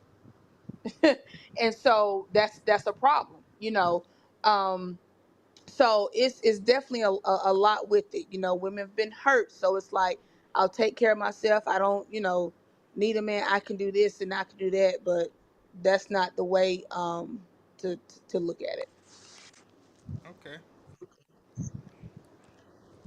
What's I up? like I it, think Amanda. I I agree blocked with out you, certain Amanda. areas. Yeah. Oh yeah. I think it blocked out certain areas. So the question is, is it okay for a man to tell a woman hush in a private setting if they're having a private discussion?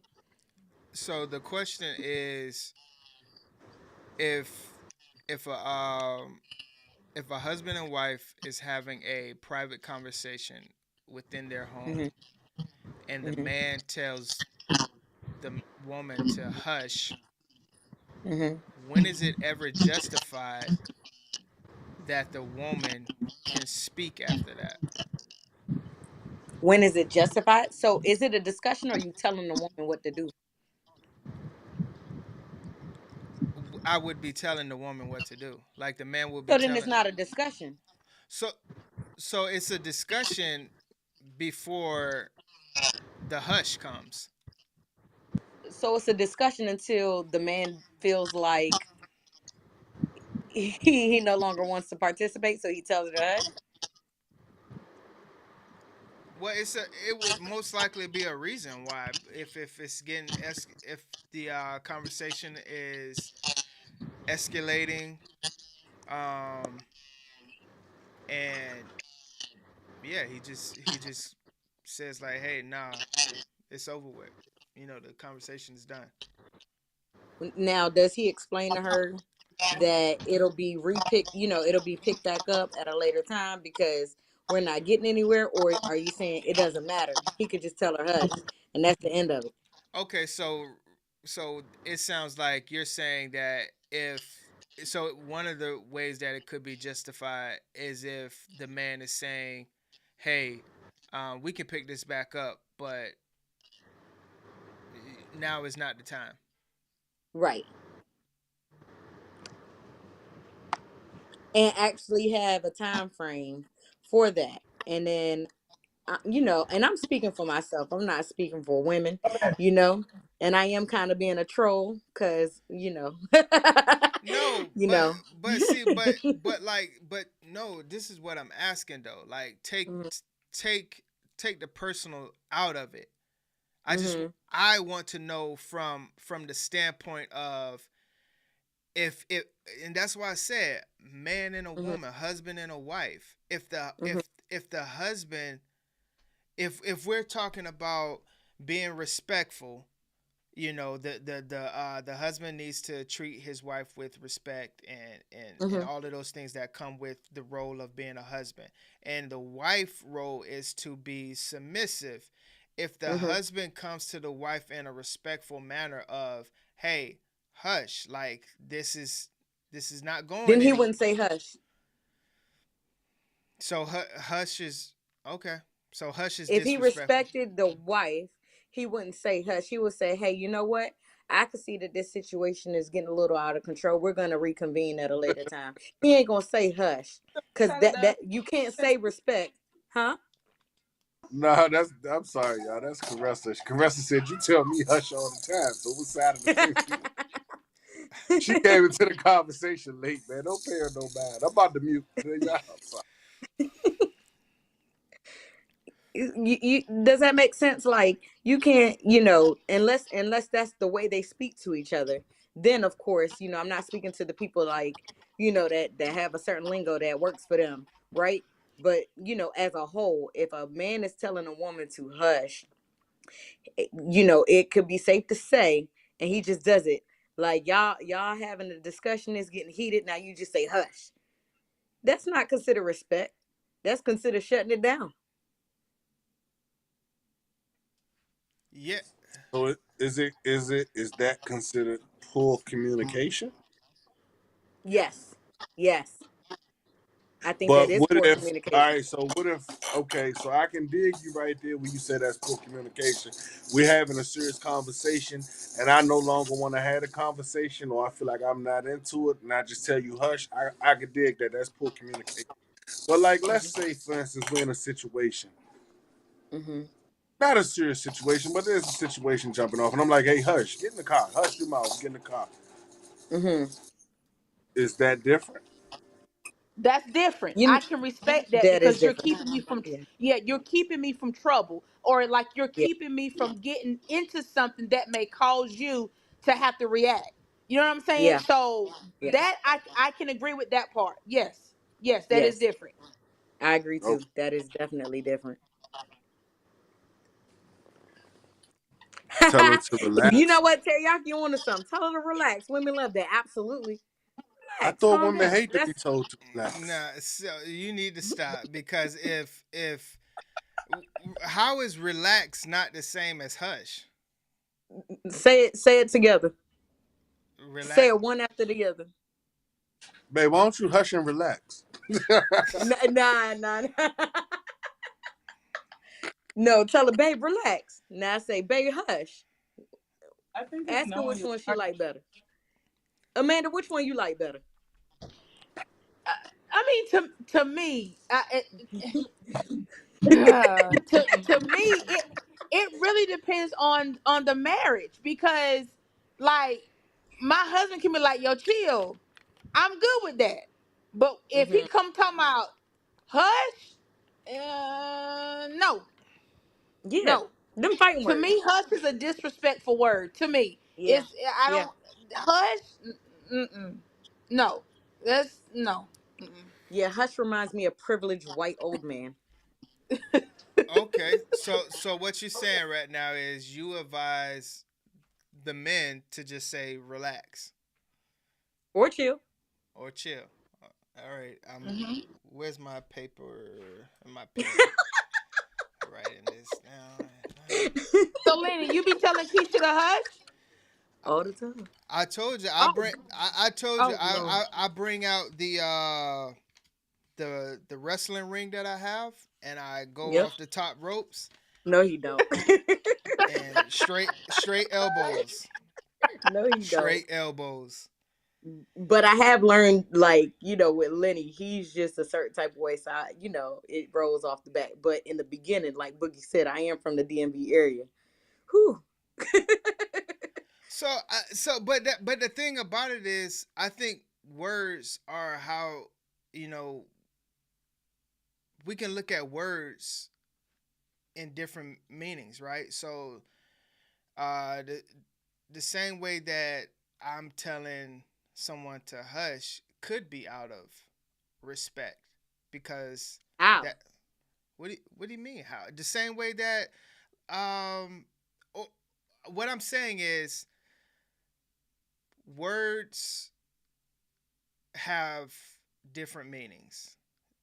It could be Mm-hmm. the same word that have different meanings for, and it's all on how it's being portrayed. Now, if you now so we can get personal, if you're saying that hush is a disrespectful word, Mm-hmm. then okay, that's a conversation that can be had to where it's just like, okay, hush, I could mean it not in a disrespectful way. Mm-hmm. But if you're taking it that way, obviously we all have to take it how the person, you know, receives it, right? So, like, yes, if that is quote unquote hurting someone's feelings, then you have to adjust to that if you want a healthy, you know, communication. And don't try to put me out there like I be telling you to hush all the time. So don't even try that.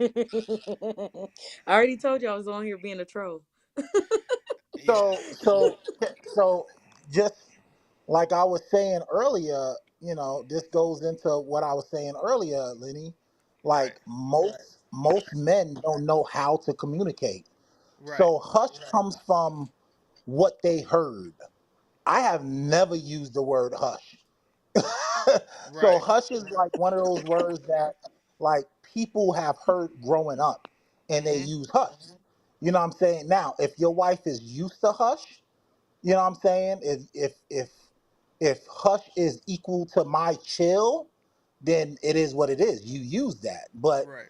if it's not, me from a man looking at the word hush, I feel like hush is a disrespectful word to say to my wife or my lady that's going to be my wife or my lady that I'm dating.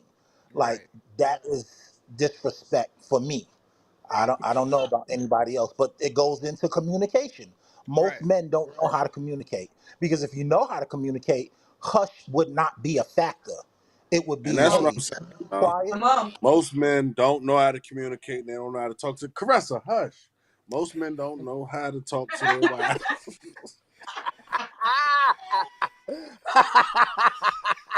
No, he didn't. Don't do my cousin That's like good. that. That's good one, Boogie. Boogie, that was a good one. I don't know. Caressa, I just asked her while I was on mute. She said I don't use hush. I be telling her to chill out or relax. She said I use chill or relax or calm down and stuff like that. So I guess But don't tell me you don't tell me calm she's down. That's a red. she said I don't tell her to calm. Would you say it again? Calm when you so it depends on the relationship because if he tells me to calm down or relax, I feel like you're negating how I feel. So then that's like a red button word for me. When you say calm down, relax. Now I'm going So off. what word do I use? You say chill out, you say hush. But it's not disrespectful to me. Like sometimes I know that my mouth is really big. And So you when need you to tell hush. yeah. Yeah. You try me. But yeah. But No. if you tell me if I'm expressing myself and you tell me relax or calm, but that's a person that's me. Like I know that a lot of people are not like me, but for me, you tell me calm down or you tell me relax, I feel like you're not taking into consideration my feelings. Like why are you telling me to calm down when obviously there's something that's riling me up? But if So you say hush, that usually means we're going to revisit it. But right now, you just need to quiet for a minute. How So often do so I yo use shut up? You don't so say shut up. You don't yo say shut Els up. can yo Els, can I just ask this question? Being that we have three women on here, even though yep, Caressa is in the background, got you. so I wanna pose this to Keisha, Caressa, and Amanda. We was talking earlier. I'm pretty sure you guys saw it, but we was talking earlier in reference to black men, um, black men dating outside of their race. Do black seeing black men with white women, how does that make you feel? And if it makes you feel a certain way, what is that way? Ooh, Why I does need to that? opt out of that. Why does it have to I'm be opting out. white women, or why can't it just be the other race, or Yeah, does got you? just another race. Yeah, I'm Did sorry, just outside of the race, did you outside of your I'm race. gonna plead the fifth on that, Sean. I'm gonna wait plead the wait fifth. I'm wait not answering that. wait? Did you? Oh no, ain't nobody tell you hush now, Keish. You get to go. Hey, you see that, right? She can hush on that, but as soon as I tell her to hush, it's a problem. See, that's submission. That's the issues right You there. know, you know, daggone well, I'm very submissive. Don't do that. Okay, I plead the Um, fifth on that too. Do y'all want to see the video that he's referencing? Yes, please play it, Liddy. Okay, got you.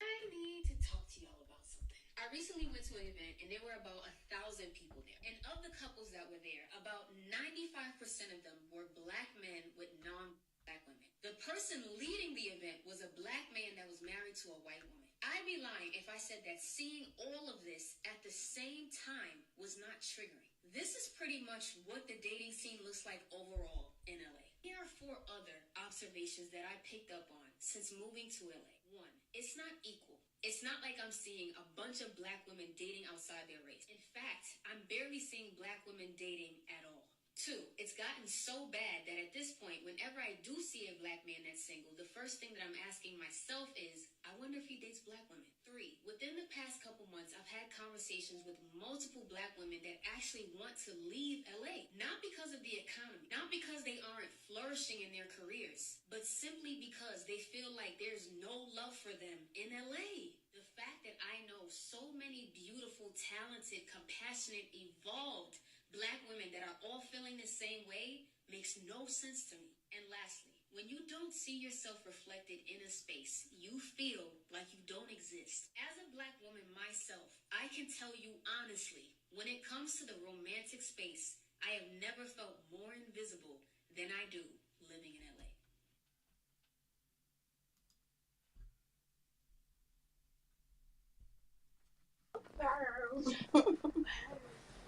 How you feel? huh? How you feel? How I feel? Are you muted? Oh, you came off mute. I came off of you. How I feel about it? I mean, I caught my black man early in life. I don't know. I don't understand. I don't. I can't. Like it doesn't bother me. But do I want to see my black boys grow up to be with black women? Yes. Is that what I want them to want? Yes. It doesn't bother me for a random black man to be with whoever he want to be with. That's not my problem. But it would bother me probably if one of my black men that's close to me is bringing home a white woman. But why? Because I listen, I don't know why. I don't know why. I can't So tell you're you a why. racist. I'm not a racist, babe. No. I'm not a racist. I don't know why, but I would love to see. All right, babe, hush. Let somebody else go.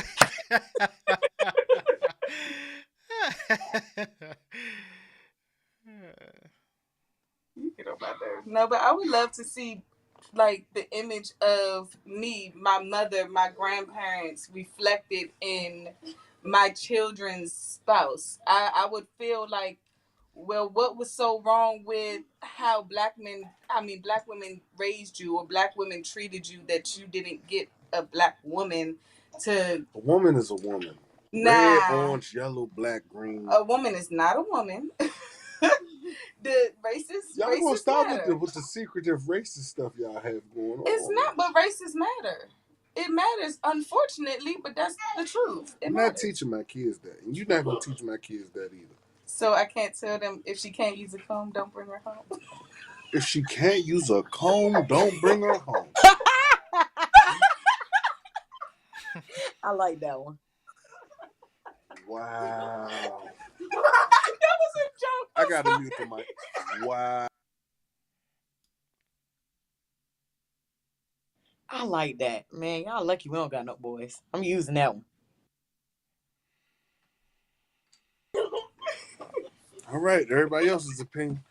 We're done for tonight. My wife's done. She's gonna get us banned. She's on a roll. She's No, on a she's gonna get this roll. channel deleted. She's done. Free Caressa. Hashtag free Caressa. No, she's done. That's the end of that. So, uh,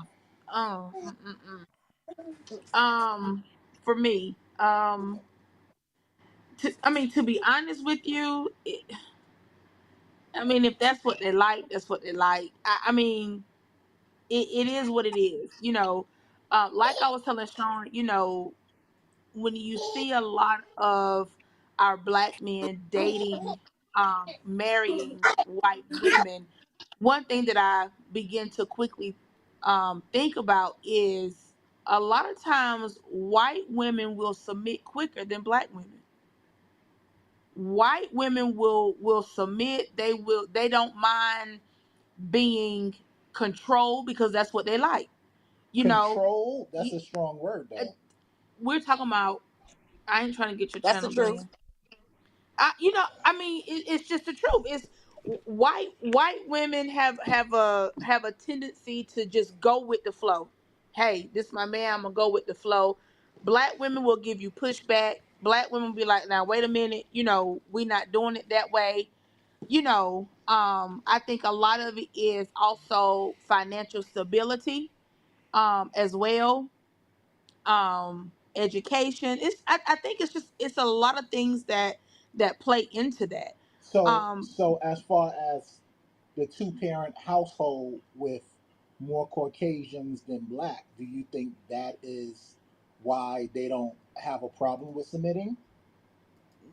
No, I don't. Because you come from a two-parent household I, and you had a problem not with that I had submitting. a problem with submitting. I didn't know what submitting was because it wasn't shown to me. Okay. So they like what they like. If that's what it is, kudos.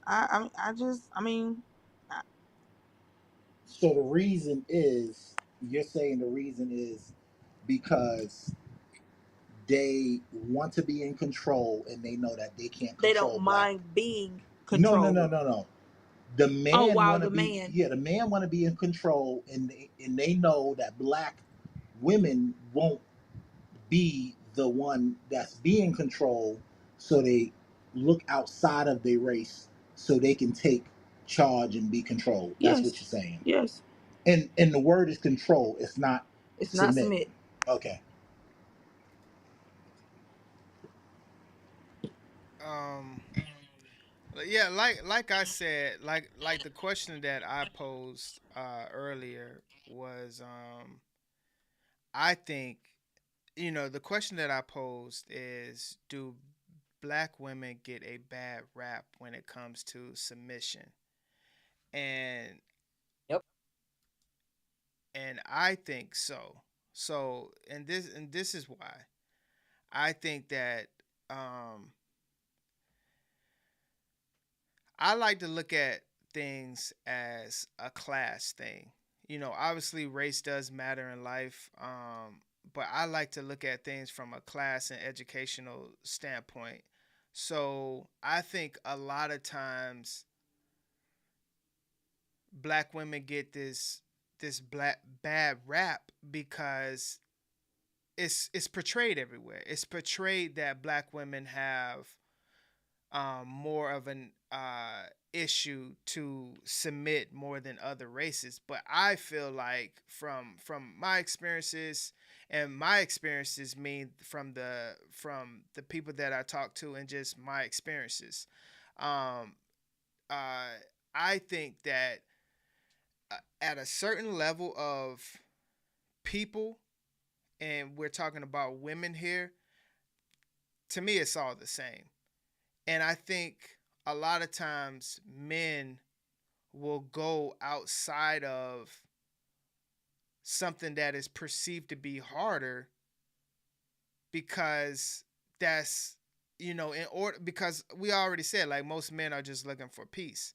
So why am I going to go to the quote unquote hardest thing out there when all I'm doing is just looking for peace? And then they find that most women at this class or, level, education, or whatever that looks like, same type of woman is pretty much the same type of woman no matter what her skin tone is. um so that's what I see. And then um I think that culturally, it hurts black women when culturally we accept um certain things that I think other cultures don't necessarily accept when they become, in a better class, in a better educational standpoint. So that's kind of like what I've seen, because um men will men will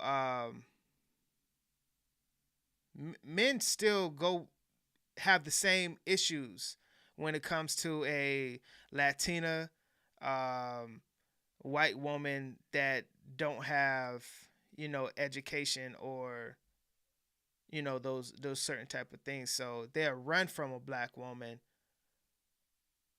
and have to deal with the same issues. So I think it's more of a media thing per se. But it black women don't help themselves, but it is more of a perceived um, negative connotation when it comes to black women. I can agree with that. Especially when it comes to social media, because we as black women, oh my goodness, we say things, we act certain ways that is very displeasing. um and a lot of times when I look at TV or social media, I used to look at reality stuff, but I don't look at that stuff anymore. Just to see how black women portray us. It's negative in the eyes of people that are watching. And so when they see black women, it's like, oh, they this, they that, they bitter, they this, they that, because of what has been portrayed through social media and all these TV shows and all this stuff. And it's like, hey, and thank God that I'm married, because I don't know how the dating life would be. Oh Like, man, dating, yo, with now is how things crazy. are now, and Oh my social god. media, and oh, you got to be like this, and people talking about, oh, well, you can't take me to Outback for dinner. You gonna have Cheesecake to take me Factory. here. Are you crazy? What? Right. So, I really feel that black women have definitely been portrayed negatively because of social media and these reality shows, and things of that sort. And so I, I don't know what it's going to be like for our girls, teenagers growing up. And, I pray that once that the first person they meet is their husband, truly. So they don't Right. have to go through, you know, Yeah, what's absolutely. been portrayed already for us as black women. So I can agree with that. I can definitely agree. And old people used to always say, it's that music. Yeah. And I believe it's that music.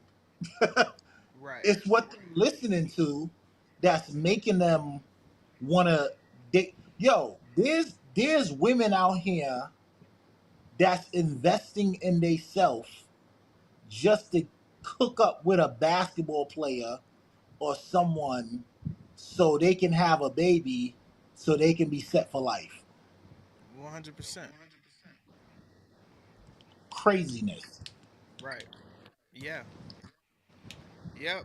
I think I can kind of go on and on when it comes to the whole race thing and the portrayal of how media do do uh do women, uh especially black women, um and it's like I said, I don't think black women help their cases as a whole, but it by the time a man kind of made up his mind on what he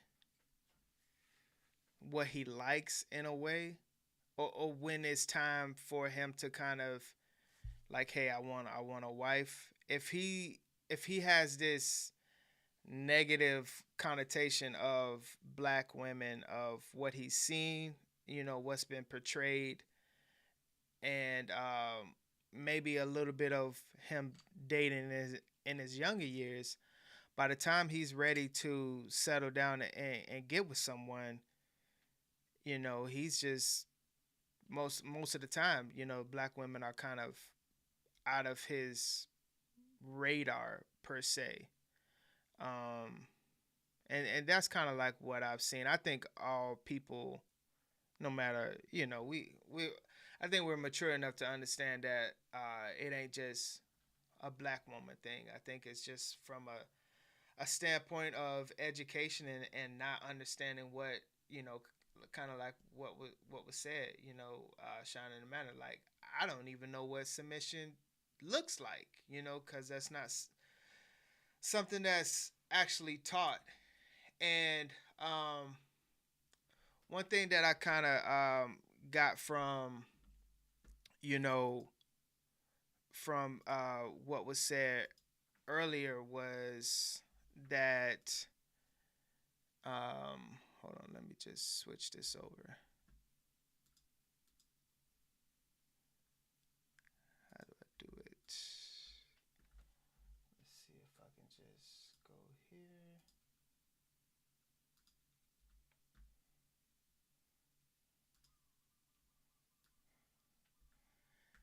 Yeah, the one thing that I've kind of got from this conversation was let me see, just put this here, was just the communication part. Um, you know, Kind of like what we talked about. Marriage is a mystery type thing, and what works for you may not work for me, and what works for me may not work for you. And one thing that we can kind of look at is, from what I um, can kind of take back a little bit, is the communication part. Um, my my hush may be able to be received from another person the way that I'm, giving it, you know. But that don't mean that my wife is gonna receive hush the same way. So it's one of those things that helps us stay kind of in check into our communication, into our relationship, to where it's just like, hey, why is this not working when I am not coming from a disrespectful, disdain type of place. I should be getting the results that I, you know, am looking for. And I think it kind of goes back to the the communication and the understanding. So mean, I would hope that we all kind of take a step back and look at, how are we communicating? And it may seem like we're doing it, the right way or the way that we feel like is best. But I kind of challenge you, and definitely challenge myself to look at how we are, you know, effectively communicating with each other and taking that step where it's just like, hey, like how am I being as a husband in this type of way? Am I communicating to you the right way? Um, you know, and that's am I respecting you in the ways that you feel like you should be respected?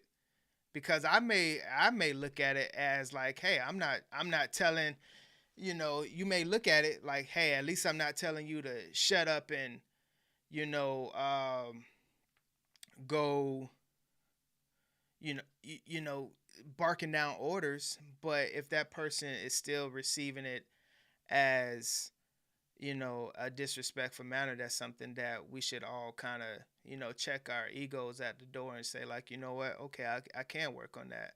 I can put that in my vocabulary um, instead of this way of talking. So yeah, that's she, she ain't on, but I feel like she was trolling a little bit. But I think there's some things that I can kind of go back and kind of look at. And like I said, I think that's something that we should all kind of go back to, and that's something that you should kind of like even do with all your relationships. Like, hey, how am I as a dad? How am I as a mom? How am I as a husband? Like, am I doing everything that you need from me? How am I as a friend? So those are kind of things that I kind of you know am trying to be a better person at, and being more self-aware. But yeah, I wanted to kind of highlight Matthew 6 verse 14. It says, "For if you forgive other people when they sin against you, your heavenly Father will also forgive you." And uh, forgiveness, you know how they say forgiveness is not for the other person, it's for you. And I feel like this verse definitely helps myself with forgiveness. Some of us may have a hard time forgiving, but we have to understand that the forgiveness is for us to kind of, let go. And if Jesus and our Father is telling us that, hey, like, you need to forgive, because one, we for you know like the forgiveness from God is given to you. So how can you not forgive? And what it's saying is just like, you know, forgiving other people, so your heavenly Father can forgive you. And it's just like we can't ask for forgiveness from our Father if we can't even, show the same forgiveness and same grace to our next man. So I kind of want us to kind of, go with those thoughts this week. And I hope everyone has a great week coming up. I think we probably do our makeup episode maybe either Tuesday or Wednesday, if that works for everyone. But if not, if we don't do it one of those 2 days, we'll probably push it to next week. But hopefully we'll try to get it done this week. If not, I'll put something out. If that works, I'll see y'all either Tuesday and then Thursday. But until then, much love. Appreciate everyone for coming through. Peace. Love y'all. No pressure, look how God done bless you. Wonder why I'm feeling extra. Say what it do, what the business is. Folk running over what the devil saying.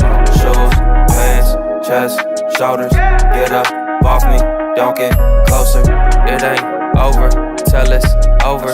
Game breaker, big joker. Jesus like don't trip, finna make the boat tip. Set the tone with that ice cold, but I won't slip. In my bag like road trip. Switch stands, do my dance, dog, he really don't miss. I don't need a crystal less it's hot sauce, brother.